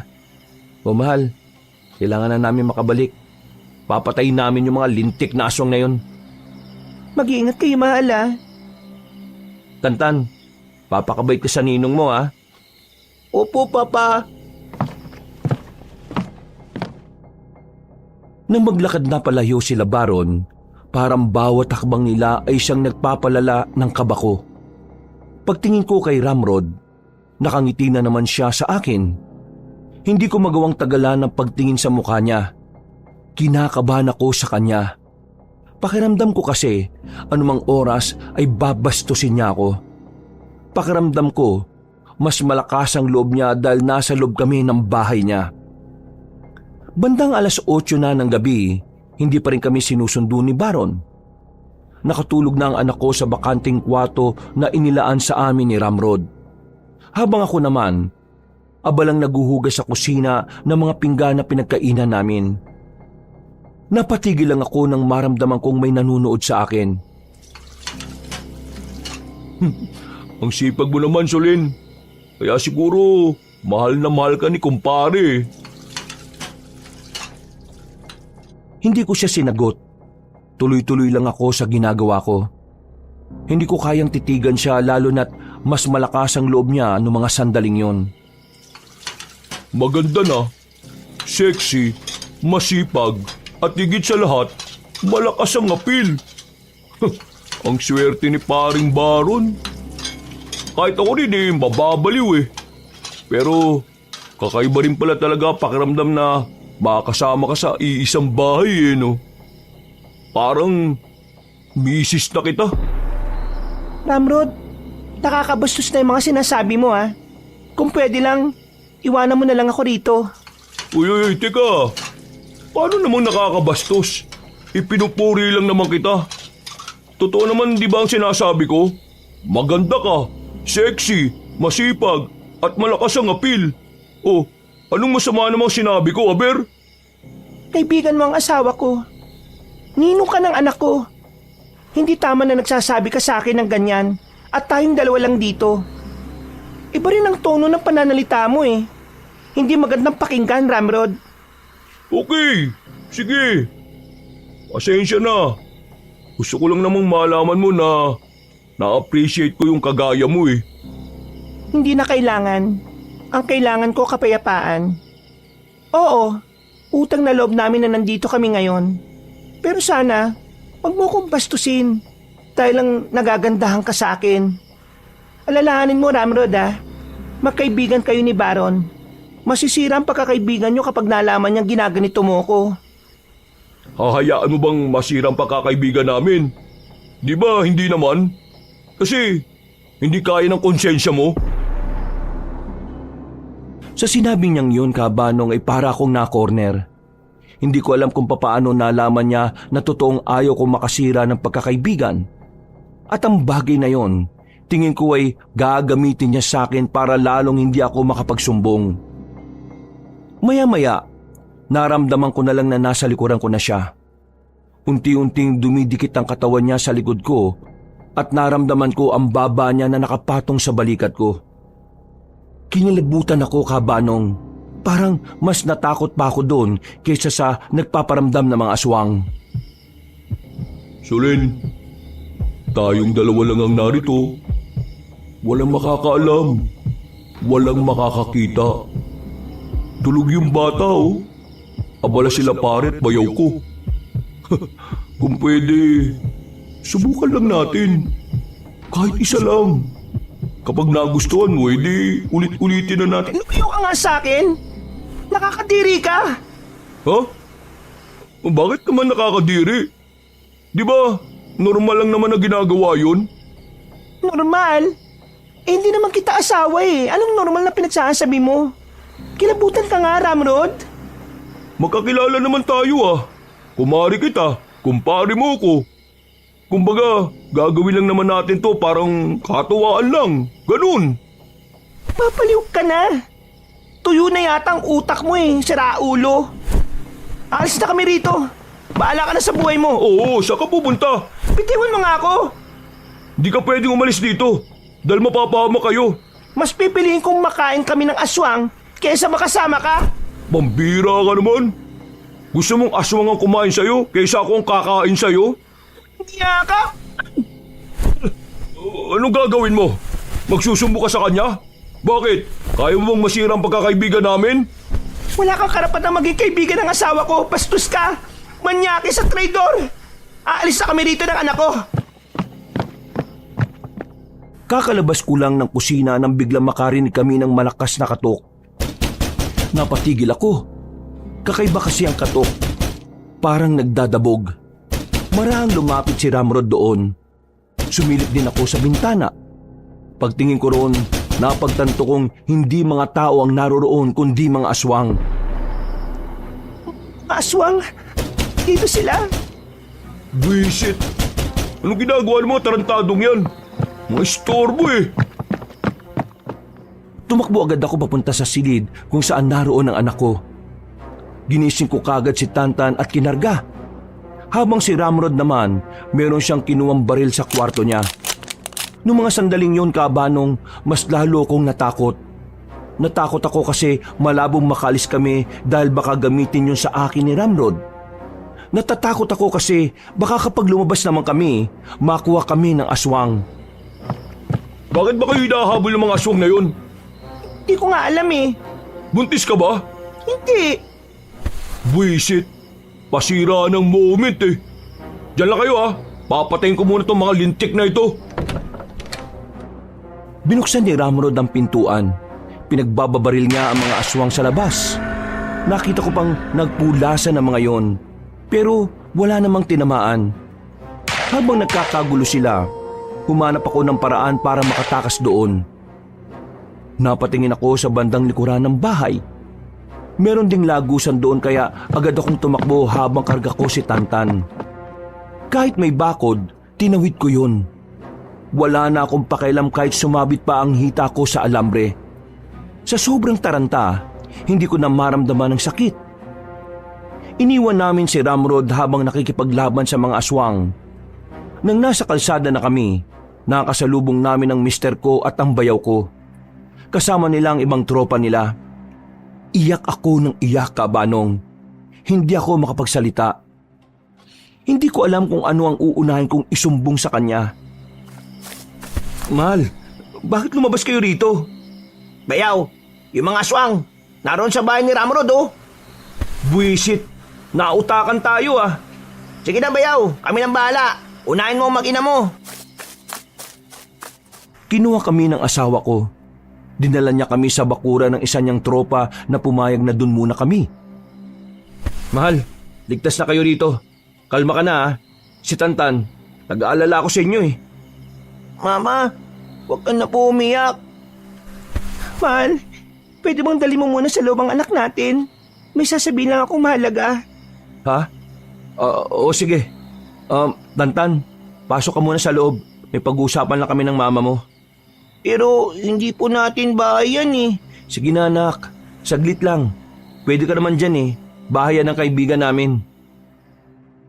Pagpasok ng anak namin doon, hindi na ako nagsayang pa ng oras. Sinimulan ko na kagad sabihin kay Baron kung ano ang mga ginawa sa akin ng kumpare niya. Mahal, sigurado ka ba? Matagal ko na kaibigan si Ramrod. Hindi ko siya nakilala sa ganun. Ibig ba nitong sabihin sinasabi mong gumagawa ako ng kwento? Tingnan mo ako, Baron. Takot na takot ako. Hindi dahil sa mga aswang. Takot ako dahil sa kanya. Baron, matagal na niya akong binabastos. Matagal na niya akong pinagpapantasyahan. Hindi ko lang sinasabi sa iyo noon kasi ayaw ko masirang pagkakaibigan niyo Pero ngayon, hindi ko na kaya. Hindi ko na matiis. Dumating na siya sa puntong gusto na rin niyang gawin namin ang ginagawa natin bilang mag-asawa. Mahal, hindi mo kilala ang kaibigan mo. Demonyo siya, manyakis, siraulo at manloloko. Hindi mo na siya dapat maging kaibigan. Masama siyang tao. Hindi mo lang alam. Tarantadong Ramrod yun Kapal ng mukha niyang traidorin ako at bastusin ka. Patayin ko siya. Huwag gayon, mahal. Pakiusap. Delikadong tao si Ramrod. Meron siyang baril. At parang sanay na sanay siyang gamitin yun Sinabi ko sa iyo kasi tingin ko, dapat alam mo na rin ito. Pero, wag ngayon. Kami na munang intindihin mo. Huminga siya ng malalim. Nagpipigil siya ng galit niya. Napansin ko ring maigpit ang hawak niya sa itak na dala niya. Niyakap ko na lang siya para kahit papaano ay kumalma siya. Ano pang ginawa niya sa'yo? Wala na. Hinawakan niya ako. Yun lang.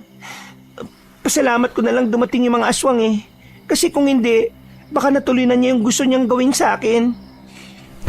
Ay nako.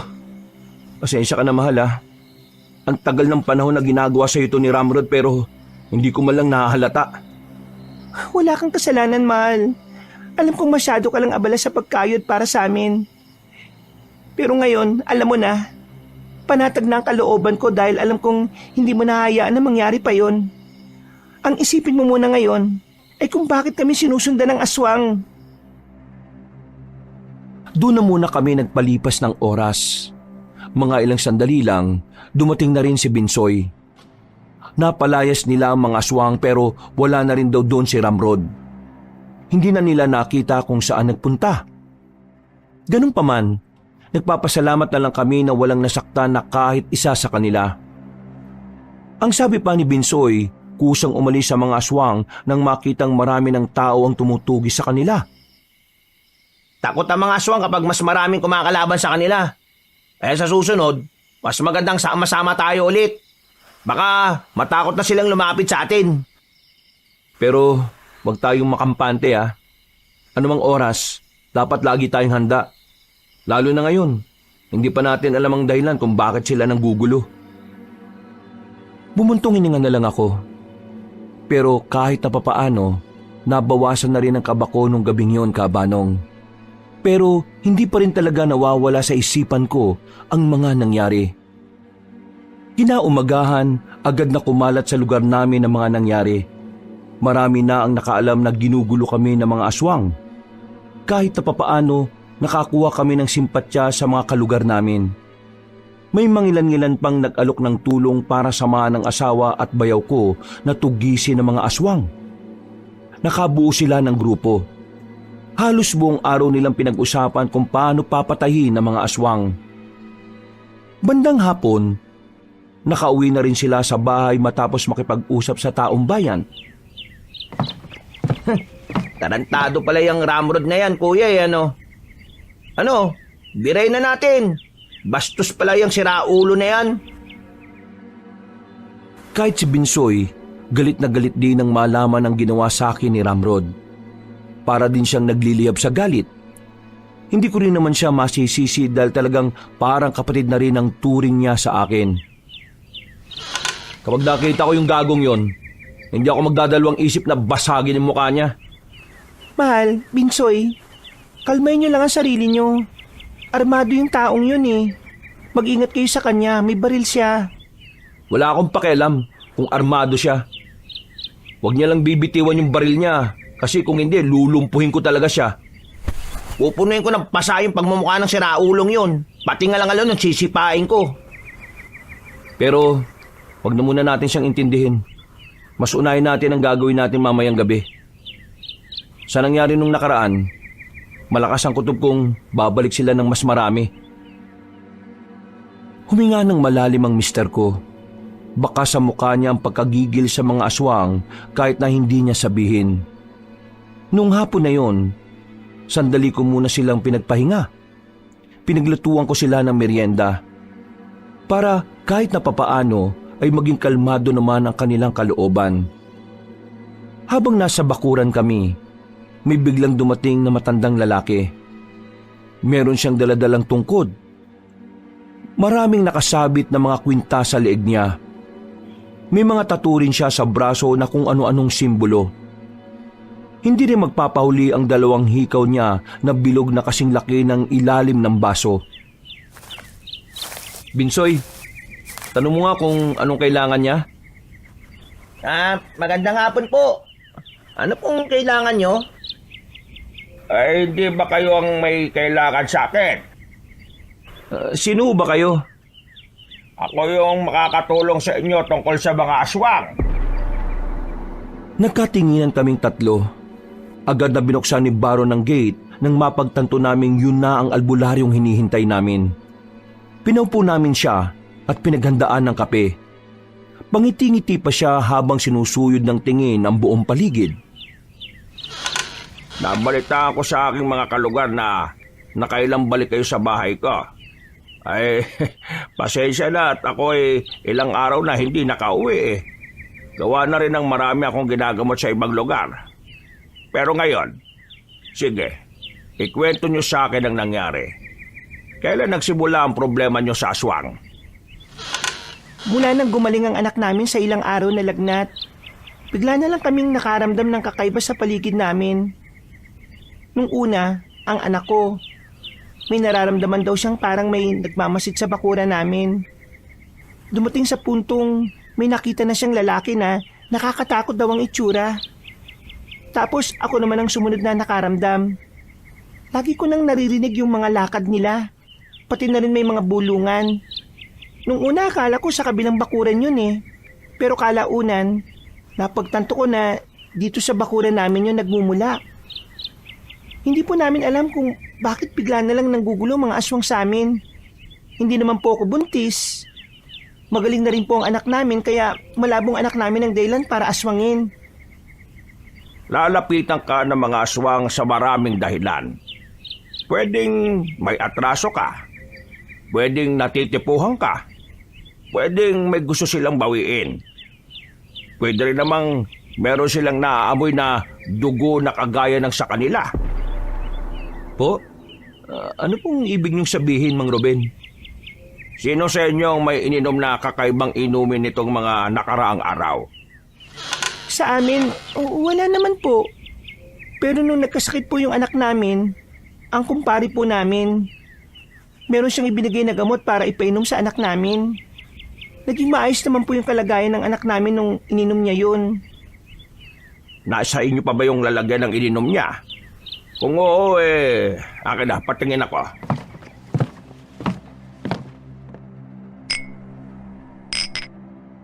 Agad na kinuha ni Binsoy sa loob ng bahay ang natitirang gamot na nasa maliit na botelya. Pag-abot pa lang kay Mang Ruben, kita naming napailing na kagad siya. Yung reaksyon ng mukha niya ay parang nababahala. Bakit po? Ano pong problema sa gamot na yan? Ang bagay na ito ay hindi isang gamot.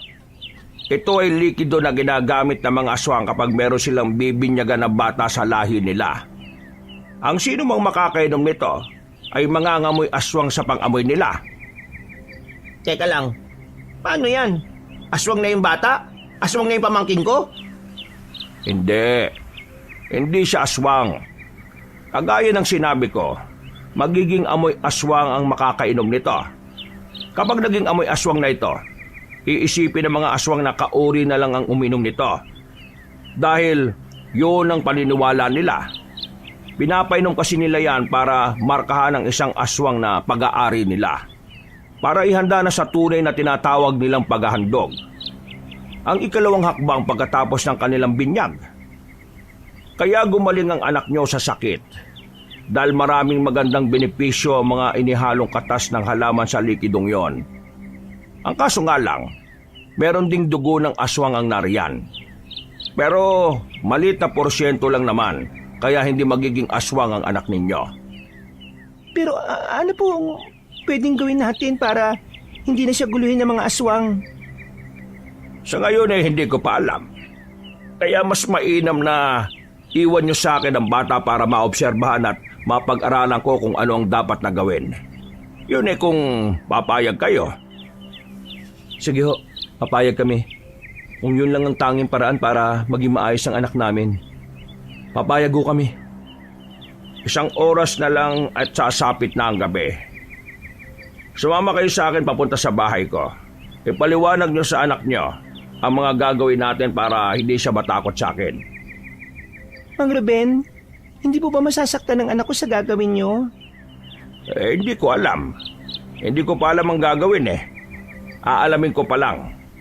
Pero kung sakali mang masasaktan siya, gagawin ko makakaya ko para hindi siya mahirapan.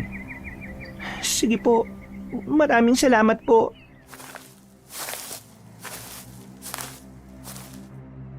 Hindi na kami nagsayang ng oras ng mga sandaling yung kabanong.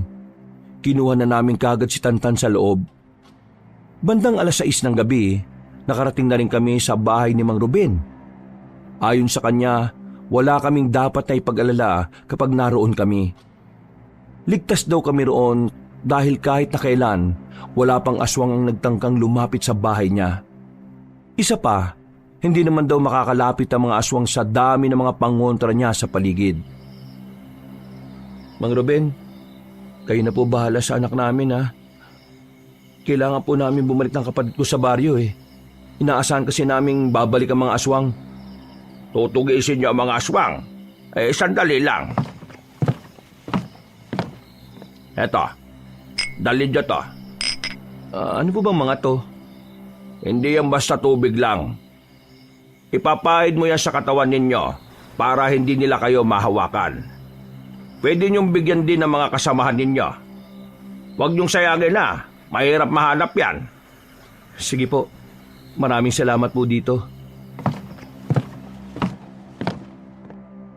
Umalis na rin ang mister ko at ang bayaw ko.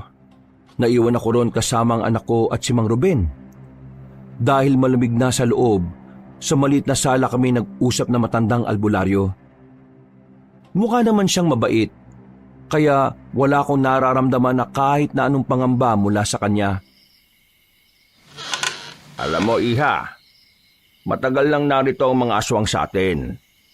Hindi ba umaabot ang balita sa inyo? Dito kasi sa amin, madalas na usap-usapan yan. Hindi po eh. Ngayon ko lang din po nalaman na nabubuhay pa pala sila. Hindi naman sila nawala eh. Nanahimik lang sila sa loob ng mahabang panahon.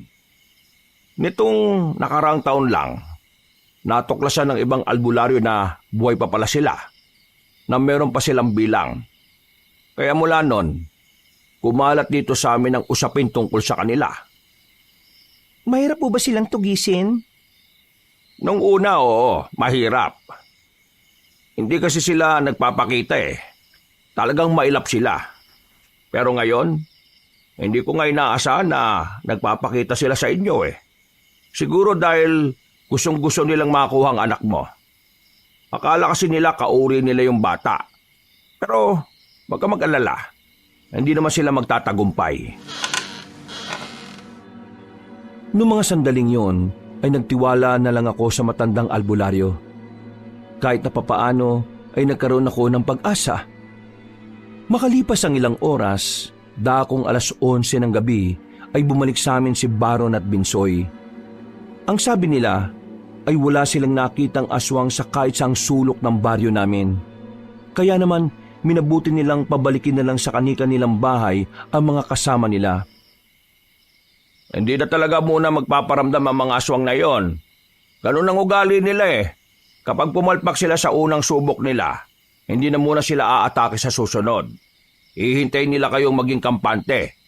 Kaya yun ang wag niyong gagawin, ang makampante. Mang Ruben, gaano ba kadelikado ang mga aswang? Gaano kadelikado? Kung gaano kadelikado ang isang taong masama ang hangarin sa kapwa, doble niyo ang pagiging delikado nila. Ho? Ganun pala kapeligroso ang mga nilalang na yon? Ay, siya nga pala. Kailangan ko ng kandila. 7 kandila. Kahit na anong uri. Wala na kasi yung mga kandila ko rito eh. Naubos ko na kanina. At bukod sa kandila eh, kailangan ko rin ng malaking kaldero. Meron akong kailangang ilaga. Meron ho kami sa bahay. Sige ho, ako na hong kukuha. Sama na kita, mahal. Hindi na. Delikado eh. Sasama ako. Mas hindi ako mapapakali kapag mag-isa ka lang na umaalis. Si Binsoy na lang ang isasama ko. Tulog na si Binsoy sa loob eh. Ako nang bahalang sumama sa'yo. Sige na. Isama mo na ang asawa mo. Binigyan ko na siya ng proteksyon. Hindi rin maawakan niya ng aswang. Tumungo na lang si Baron. Sabay kaming umalis sa baryo nila, Mang Ruben. Hindi naman malayo ang lugar nila sa amin, kaya ilang sandali lang ay nakabalik na rin kami sa aming lugar. Tahimik na, wala nang makikitang tao sa labas. Tanging kaming dalawa lang ang nasa daan. Nang lumiko kami sa gilid, hindi namin inaasahan na makakasalubong namin si Ramrod. Unang pumasok sa isip ko ay hawakan ng asawa ko dahil alam ko kung anong gagawin niya. Pero huli na. Agad nang tumakbo ang asawa ko palapit kay Ramrod. Akala ni Ramrod ay kakausapin lang siya ni Baron, pero hindi niya inaasahan na masasalo niya ang malakas na suntok mula sa aking asawa. Agad na tumumba si Ramrod. Kahit na mas malakas pa siya kay Baron, ay hindi niya kinaya ang suntok. Mahal, tama na yan. Bisit kang tarantado ka? Paano mo nagawa sa akin to? Paano mo nagawang bastusin at pagnasaan ng asawa ko, ha? Magkaibigan tayo, Ramrod. Matagal na tayong magkaibigan. Ginagago mo lang pala ako tuwing magkakasama tayong tatlo. Buisit ka? Walang niya ka? Manyakis! Hindi pa nakontento ang asawa ko.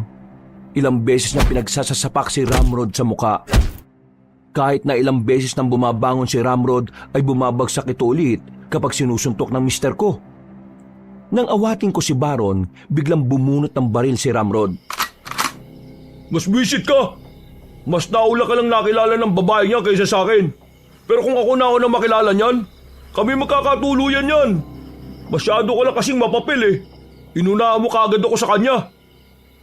Kahit ikaw ang unang makilala ko, hindi ako makakagusto sa'yo. Malayong malayo ka sa ugali ni Baron. Si Baron, mabuting tao. Ikaw, hindi. Siya nagsisikap sa buhay. Ikaw, hindi. Mas pinili mong gumawa ng kalokohan para mas madali kang magkapera. Tanggapin mo na lang ang katotohanan na kahit mas marami kang pera kaysa sa kanya, mas maraming taong nagmamahal sa kanya. Sa'yo, wala. Kasi masama ang ugali mo eh. Makasarili ka. Manyakis ka. Manahimik kang babae ka. Kunwari ka pa. Gusto mo rin naman ako numpe. Kung di ka nga lang naanakan ni Baron, baka sa akin ka bumuka ka eh. Di ba? Anminin mo na. Mukha ka rin naman pera eh. Ikaw ang manahimik. Malala na yung utak mo eh. Ang galing mo nang gumawa ng imahinasyon mo. Sa utak mo lang yung nangyayari, no? Kahit na kailan, hindi ako papatol sa'yo. Wala akong pakialam sa pera mo dahil kahit mag-uuling lang kami, kinakaya naming mabuhay na dalawa. Kinakaya niyo mabuhay? Huh! Tingnan natin kung kayanin niyo pang mabuhay ka binaril ko kayong dalawa. Sige, gawin mo! Gawin mo! Puro yabang ka lang naman eh. Hindi mo yan kayang gawin kasi kahit na kailan, wala kang bayag para gawin yan. Puro ka lang sindak. Nagpapanggap ka lang na maangas eh. Nanghiram ka lang ng tapang sa baril. O ano? Tama naman ako, di ba? Di ka makapagsalita dyan. Kasi tama ako. Tama ka? Eto, tatama ka sa akin ngayon. Akmang babarilin na sana kami ni Ramrod pero naalarma kami nang may marinig na kalabog sa bubungan ng bahay. Pagtingala namin, nakita namin doon ang mga aswang na nakatingin sa amin. Dahil doon ay agad kong hinila si Baron. Pinapunta niya ako sa likuran. Habang si Ramrod naman ay agad na pinaputukan ng mga yon. Galit na galit siya.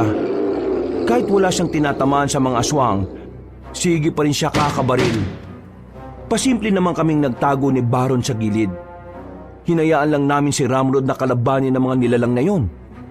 Nang makita naming nawala na siya ng bala, kinuha niya ang nakasandal na tubo sa gilid.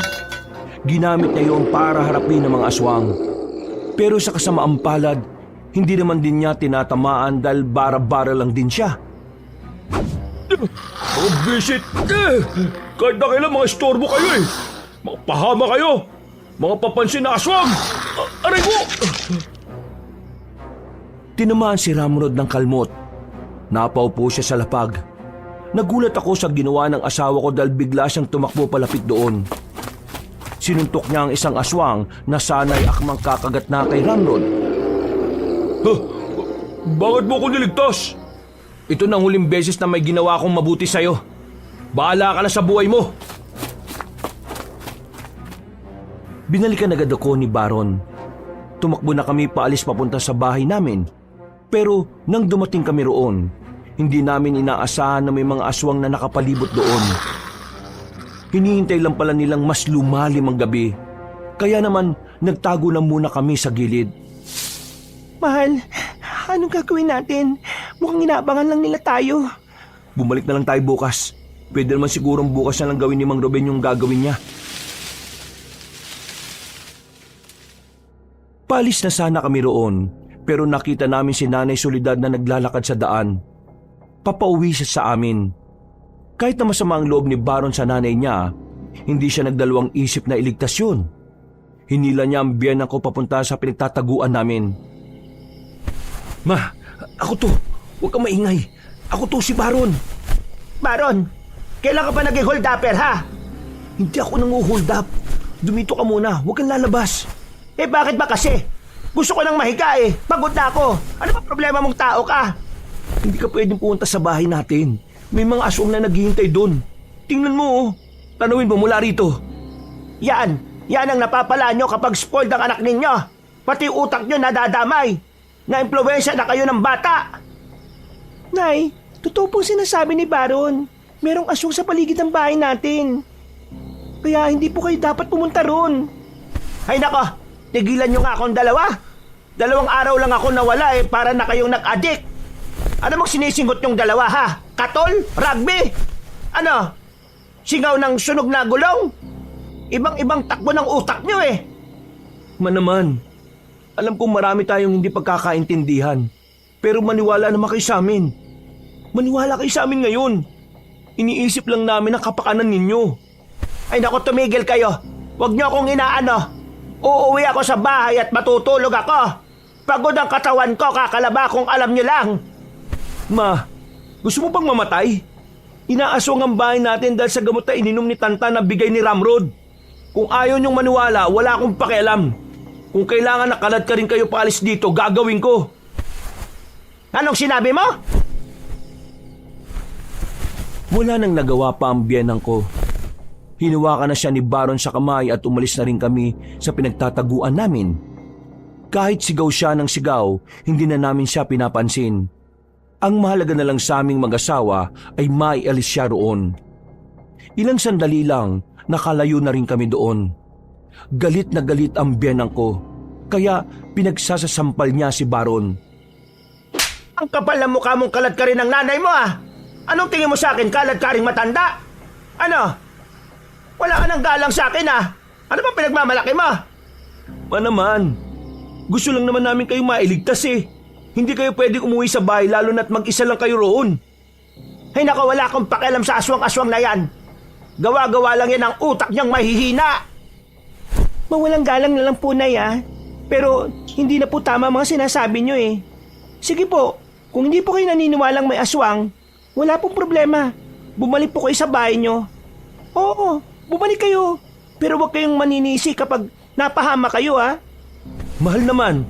Nakakapuno na tong nanay mo eh. Ang tagal ko na nagtimpi rito. Ang sama-sama ng ugali kahit na mabuti naman ang pakikitungo natin sa kanya. Hindi ko alam kung nananadya lang ba to eh. Hay, babae! Kung makapagsalita ka, akala mo kung sino ka. Akala mo ba gusto kita sa anak ka? Hindi! Hindi rin naman kita gusto bilang biyenan ko eh. Kung may pagkakataon nga lang ako makapili ng biyenan, gagawin ko. Kasi hindi rin kita magugustuhan. Ubod ng sama ng ugali nyo. Mabuti nga't magang nawala ang tatay ni Baron eh, para hindi na siya mahirapan sa inyo. Pambihira naman oh. Sa gitna pa kayo ng daan mag-aaway. May aswang tayong iniiwasan. Kailangan matawan tong nanay mo eh. Palibasa kasi palaging iniintindi. Tumatandang paurong. Hay, ikaw naman, asawang palaasa. Bumubuka ka pa sa anak ko para lang may bumuhay sa'yo. Palibasa eh, wala ka na kasing pamilya. Kaya pinagsisiksikan mo ang sarili mo rito. Nag-anak ka pa ng isa, mahina rin naman ang utak. Bawi mong sinabi mo. Ang alin? Ang pagiging mahina ng utak ng anak mo? Kinagulat ni Baron ang ginawa ko. Isang malakas na sampal ang binigay ko sa biyenan ko. Nanlaki ang mga mata niya dahil hindi niya inaasahang magagawa ko yun sa kanya. Hindi ko na kasi kinakaya ang mga sinasabi niya. Kung ako lang, kaya kong tiisin ang panlalait at pagmamaliit niya sa akin. Pero nang idinamay niya ang anak ko, ibang usapan na yon para sa akin. Matagal na kitang ginagalang kahit alam kong hindi ka dapat irespeto. Tinis ko lahat ng panghahamak mo. Tatanggapin ko lahat ng masasakit na salita. Pero ang hamakin mo at malitin ang anak ko, tandaan mo ito. Kaya kong kalimutan na inakan ng asawa ko. Huwag mong kakanti ng anak ko dahil baka makapatay ako ng tao. Hindi na nakapagsalita pa ang biyenan ko, Kabanong. Inawat lang din ako ng asawa ko ng mga sandaling yon. Dahil masyadong nagmamatigas ang biyenan ko, ay nauna lang din kaming naglakad. Pero na makarinig ng malalakas na angil ang biyenan ko, ay sumunod na lang din naman siya sa amin. Hindi na namin binalikan pa si Ramrod. Dumiretso na kami sa kabilang baryo kung saan naroon ang bahay ni Mang Ruben. Pagdating namin doon, gising na si Binsoy at hindi yun mapakali. Napanatag lang ang kalooban niya nang makita na niya kami. Buti naman nakabalik na kayo ng ligtas. Nadinig namin ang magkakasunod na putok pati na rin yung mga angil ng aswang eh. Nakainkwentro ni Ramrod yung mga aswang. Iniwan na namin siya at hindi rin namin nakuha yung pinapakuha ni Mang Ruben. Ayos lang. Pwedeng bukas naman simulan yung gagawin ko sa bata eh. Ay teka, Sino yung kasama niya? Mang Ruben, nanay po namin ni Binsoy. Isinama na namin dahil nakapalibot na yung aswang sa bahay namin eh. Mukhang inaabangan nila kung kasama naming uuwi si Tantan. Buti naman nakaisip kayong umuwi. Pasalamat ka, isinama ka ni Kuya rito. Hindi pa nga sana siya sasama eh. Masyado siyang nagmamatigas. Kung ano-ano pang sinasabi sa amin, lalo na sa anak ko. Nakakainis. Ma, ano na naman pa pinagsasabi mo? Binsoy, hindi na itong oras para magtalo. Pero ma, isinama ka namin dito dahil ayaw naming mapahama ka. Kaya sana wala kang gagawing hindi namin magugustuhan dito. Ginagalang pa rin kita dahil nanay kita. Pero sa susunod na hamakin mong anak ko, handa kitang kalimutan bilang nanay namin. Mukhang drama-rama sa hapon yung nagaganap na eksena rito Masyadong mainit. Ang mabuti pa magkape na muna tayo para mas mainitan kayo. Hindi, joke lang. Para kahit paano maging kalmado yung mga utak nyo. O sige na, Binsoy, timplahan mo sila. Bumuntong hininga na lang ako. Hindi pa rin nagiging kalmado ang kalooban ko, lalo na kapag naalala ko mga pinagsasasabi ng biyenan ko sa anak ko. Pumasok na lang ako sa loob para samahang magpahinga ang anak ko. Kinabukasan ng umaga, handa ng lahat ng gagamitin ni Mang Ruben. Nakuha na pala ni Baron at Binsoy ang mga dapat kunin sa bahay. Nasa bakuran lang kami noon. Maghapon kaming naghintay. Buong maghapon din talaga ang prosesong ginawa ni Mang Ruben. Bandang 5:00 na ng hapon natapos siya. Pero ang sabi niya sa amin, kailangan pa ng halos 3 oras para maging epektibo ang pinainom sa bata. Ibig sabihin, hindi pa tuluyang nawawala ang dugo ng aswang sa buong katawan niya. Maamoy at maamoy pa rin siya ng mga aswang. Kaya kinailangan naming maghintay pa ng 3 oras. Oh, mabuti naman nakabalik ka na. Nakakapikon si Mami. Daldal ng daldal na kagagaling lang daw niya kina tiya kahapon tapos babalik na naman. Wala naman siyang ibang mapupuntahan Ayaw pa rin maniwala na inaaswang tayo. Pabayaan mo na yun. Matigas talaga ang ulo na matandang yun Tumandang paurong talaga. Huwag niyo na siyang isipin. Ang malaga nandito tayo. Mga bandang 9:00 ng gabi, epekto na yung ginawa ni Mang Ruben. Nasa ba si Mang Ruben? Meron lang pinuntahan doon sa kabilang bahay. Babalik din kagad yon. Pumasok na lang kami sa loob ng bahay. Binantayan namin si Tanta na kanina patulog. Inantok kasi siya sa mga pinainom sa kanya ni Mang Ruben.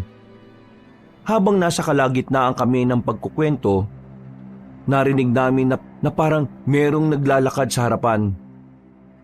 Nung una, akala namin ay si Mang Ruben yun. Napanatag ang kalooban namin ng isiping nakabalik na siya. Pero nagtaka kami kasi mas maraming yabag ng paa ang naririnig namin na nasa labas ng bakuran. Mahal, si Mang Ruben ba talaga yun? Meron ba siyang kasama? Hindi. Kung si Mang Ruben yun, rerekta yun dito Sisilipin ko, Kuya. Mag-ingat ka. Lumabas ng silid si Binsoy. Kabado na kami nung mga sandaling yon. Hinawakan na rin ng asawa ko ang itak na bigay sa kanya ni Mang Ruben. Ako naman ay tumabi ako sa hinihigaan ng anak ko. Kuya, ate, kumpirmado. May mga aswang nga sa harapan. Pero hindi naman sila makalapit sa bakuran natin. Maraming pangontra si Mang Ruben kaya ganon. Anong gagawin natin? Hindi tayo aalis dito. Hihintayin natin makabalik si Mang Ruben. Pero kuya, may mga hawak sila Teka, makasibat yata yun. Buisit. Alam nilang hindi sila makakalapit kaya gagamit sila ng sandata. Ano yun? Mahal, ang anak natin. Yumuko kayo. Binsoy, samahan mo ko. Dali! Anong gagawin natin, kuya? Sinisibat na tayo, Hanggat hindi pa sila nakakalapit, dito lang tayo. Dumapa lang kayo. Halos halikan na namin ng sahig para lang hindi kami matamaan ng sibat na binabato ng mga aswang. Nang maubos na ang sibat nila, biglang nanahimik ang paligid. Maya-maya lang, narinig na lang namin na may isang matandang nagsasalita. Hindi kami pamilyar sa boses niya. Ibigay niyo ang bata dahil sa amin siya nabibilang! May halong galit ang tinig niya na parabang pagmamay-ari talaga niya ang anak ko. Pero hindi kami pumayag. Kahit na alam naming delikado ang buhay namin noong mga sandaling yun, mas lalo kaming nagmatigas sa kanila. Kung sino ka mang siraulo ka, hindi niyo pagmamay-ari ang anak ko! Normal na tao siya! Meron lang siyang nainom, hindi siya aswang! Hindi magsisinungaling ang amoy ng isang aswang! Kaya ibigay niyo na sa amin ang kauri namin! Kung ayaw niyong dumanak pa ang dugo rito! Bakit ba kasi ang tagal bumalik ni Mang Ruben? Nakakainis naman oh. Mahal, nambabato na naman sila. Huwag kang matakot. Intindihin mo yung anak natin. Mga ilang sandali lang, narinig na lang namin na tila nagpupulasan na sila. Narinig din namin ang sigaw ni Mang Ruben.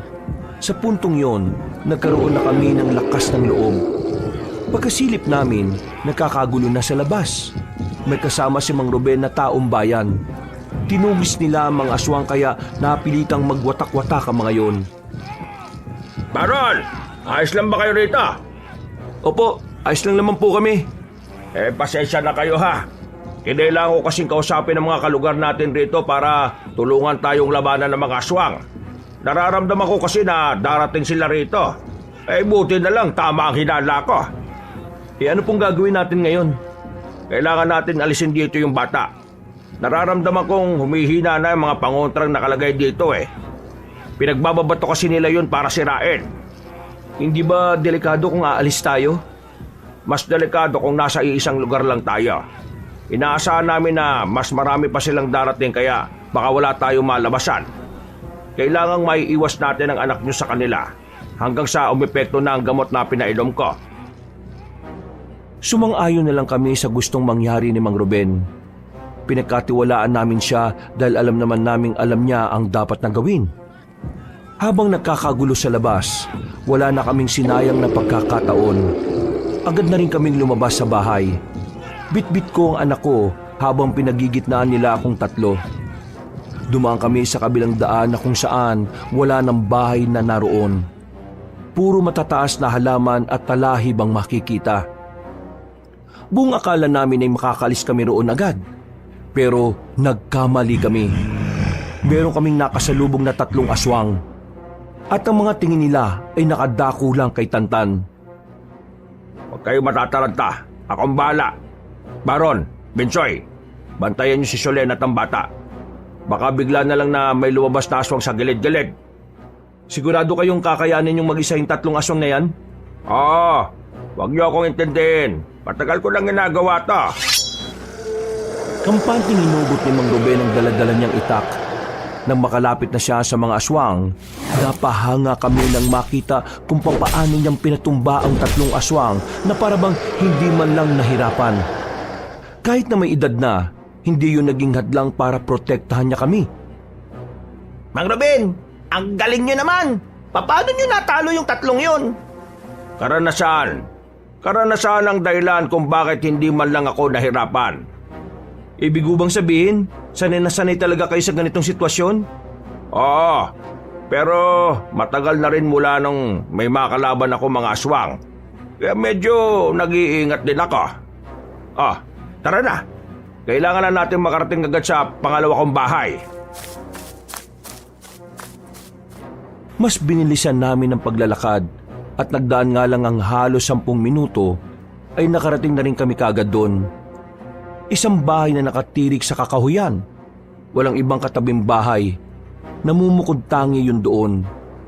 Pagpasok at pagbukas ng ilaw, agad na nilang sinarado ang pintuan at ang iba pang bintana sa itaas.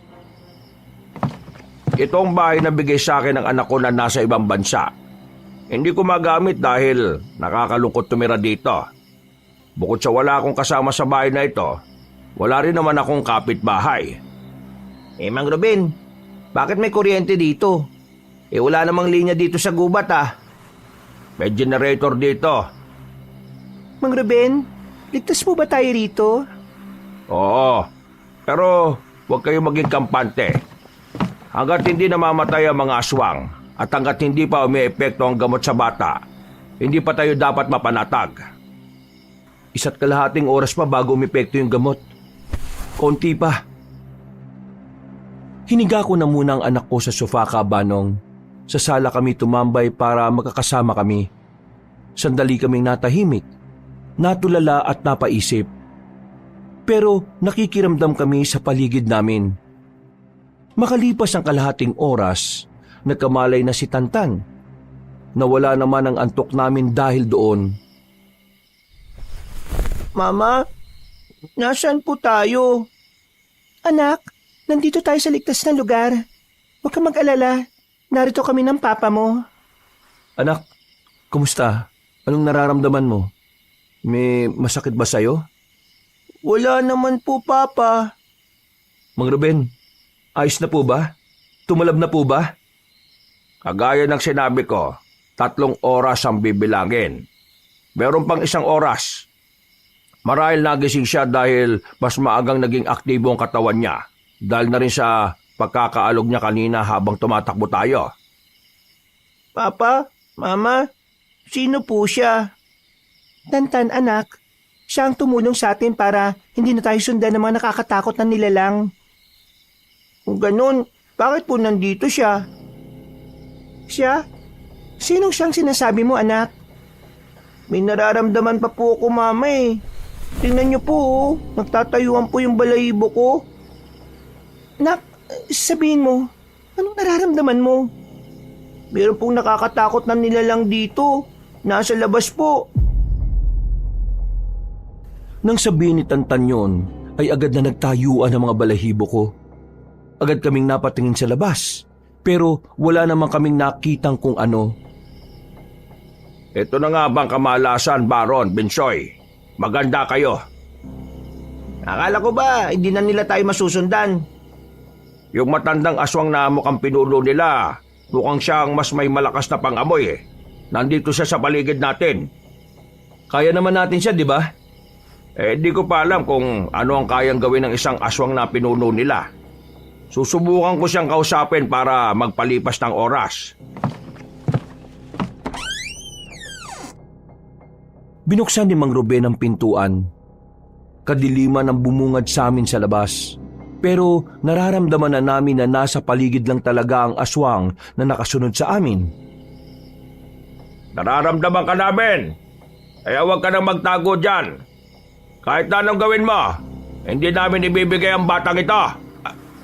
Hindi niyo siya pagmamayari. Normal na tao lang siya. Hindi siya gaya niyo. Kaya pwede ba? Umalis na kayo bago mo pa pagsisiyan ng lahat. Malakas din pala ang loob mong pagbanta ng aswang na kagaya ko. Ano ba pinagmamalaki mo? Na isa kang albularyo? Hindi ako nagmamalaki. Binibigyan lang kita ng pagkakataon na mabuhay. Kung ayaw mo, sige, wala akong magagawa. Ibigay mo sa akin ang batang yan.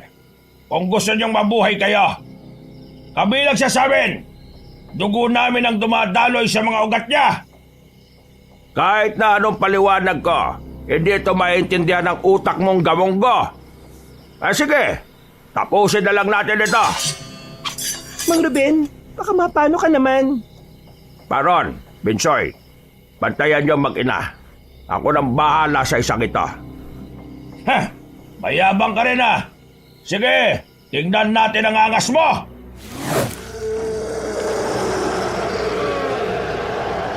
Lumabas ng bahay si Mang Ruben. Nagubad pa ito ng damit. Dito na namin nakita ang malaking tattoo niya sa likuran. Isang imahe ng dragon. Medyo nakaramdam kami ng angas kay Mang Ruben. Pero kahit na ganon, hindi pa rin kami nakampante na mag-isa niya lang lalabanan ng matandang aswang na yon. Kung ayaw niyong ibigay ng mapayapa ang bata, pwes, idaan natin sa dahas. Tumakbo na mabilis sa matandang aswang patungo kay Mang Ruben. Sa unang atake ng nilalang sa kanya ay nakailag naman siya. Pero sa nakikita naming bilis ng kalaban niya, masasabi naming dihado siya sa kilos ng mga sandaling yon. Sa sunod na atake ng aswang, nakakuha na ng tamang pagkakataon si Mang Ruben. Tinamaanan niya ang matandang yun ng kanyang itak. At dahil sa ginawa niya, kapansin-pansin na ang pagbagal ng kalaban niya. Pero nagawa lang siyang tawanan ng aswang na parang wala lang nangyari. Mahusay ka pala talaga. Hindi ko inakala na matapos ng maraming taon, may makakaharap akong kagaya mo. Lahat kasi ng nakalaban kong albularyo ay mahihina. Pero ikaw, ngayon palang dinedeklara ko ng ikaw ang pinakamalakas sa kanila. Ha! May nalalaman ka pang deklara-deklara, ha? Si Mang Ruben naman ang kusang sumugod. Hindi na niya pinalampas ang pagkakataon na nangihina na ang aswang na yon. Sunod-sunod niyang inatake. Ilag lang ng ilag ang kalaban niya. Pero maya-maya pa, muli niya itong tinamaan. Napatras ang aswang. Buong akala ni Mang Ruben ay matatalo na niya ang aswang, pero nagkamali siya. Naging kampante siya sa mga oras na yon. Kaya naman nagulat siya nang bigla siyang kalmutin na malakas. Mang Ruben! Nakita namin parang nanghina si Mang Ruben at ang aswang naman ay parang biglang ginanahan. Akmang tatapusin na nito si Mang Ruben pero tumakbo palabas ng bayang asawa ko at bayaw ko. Nilapitan nila ang aswang. Pinagtatatagan nila yon hanggang sa tuluyan ng mapahiga. Hindi nila tinigilan hanggat hindi nila nakikitang malagutan ng hininga. Maya-maya pa, tuluyan na nga yung namatay. Mang Ruben! Mang Ruben! Diyos ko, anong gagawin natin? Ayos lang ako. Huwag kayo mataranta. Kalmot lang naman sa dibdib to. Ayos lang ako. Inalalayan siya ni Baron at Binsoy na makatayo. Agad naman siyang ipinasok sa bahay. Kinuha namin ng mga panggamot niya sa loob ng malaking bag.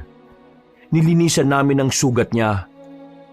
Mabuti na lang ay may kaalaman ako sa ganung bagay dahil ilang beses ako nakadalo ng seminar sa bayan noon.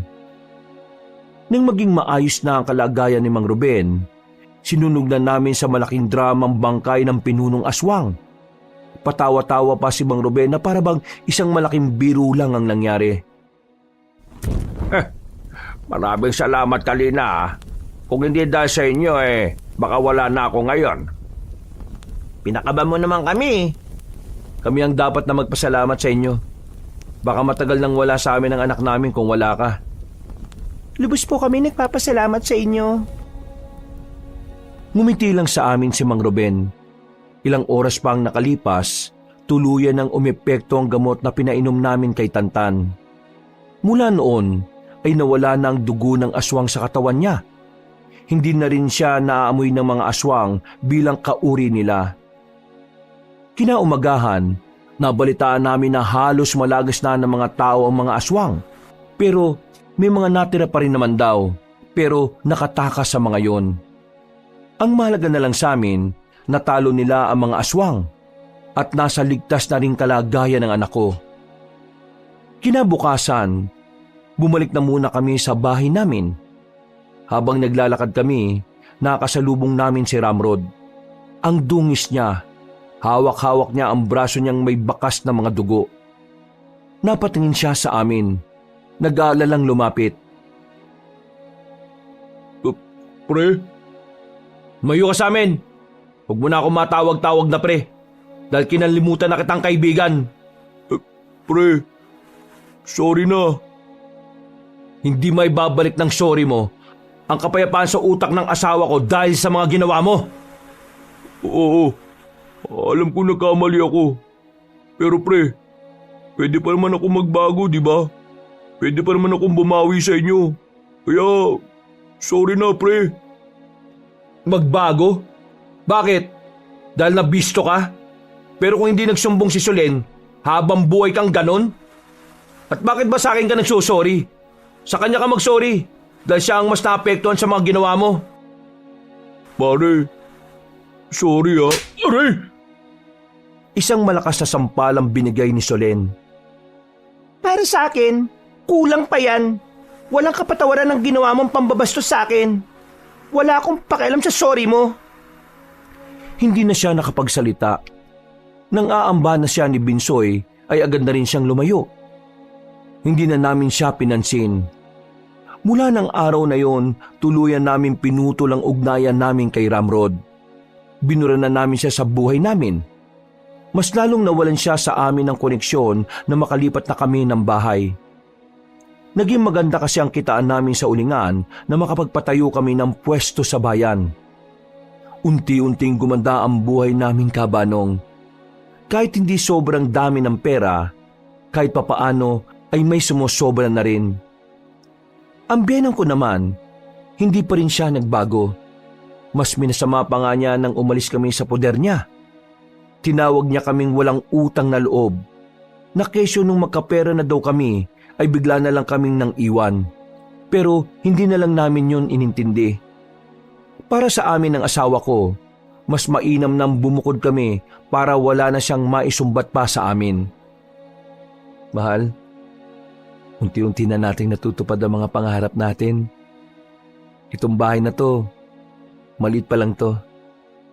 Pero kapag nagpatuloy yung magandang bentahan sa uling, sigurado mas lalaki ito.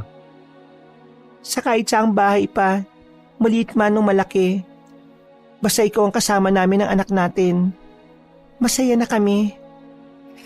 Mahal, maraming salamat sa paniniwala mo sa akin. Pangako, mas lalo ko pang pag-iigihan para sa inyo ni Tantan. Niyakap na lang ako ng asawa ko, Kabanong, pero agad na rin kaming kumalas nang dumating na si Binsoy at si Tantan. Pinagsaluhan namin ang daladala nilang pagkain nung hapon na yon. Mula noon, namuhay na kami ng mapayapa. Malayo sa masasakit na salita ng biyenang ko. Malayo sa pambabastos ni Ramrod. At higit sa lahat, malayong-malayo sa panganib na dulot ng mga aswang.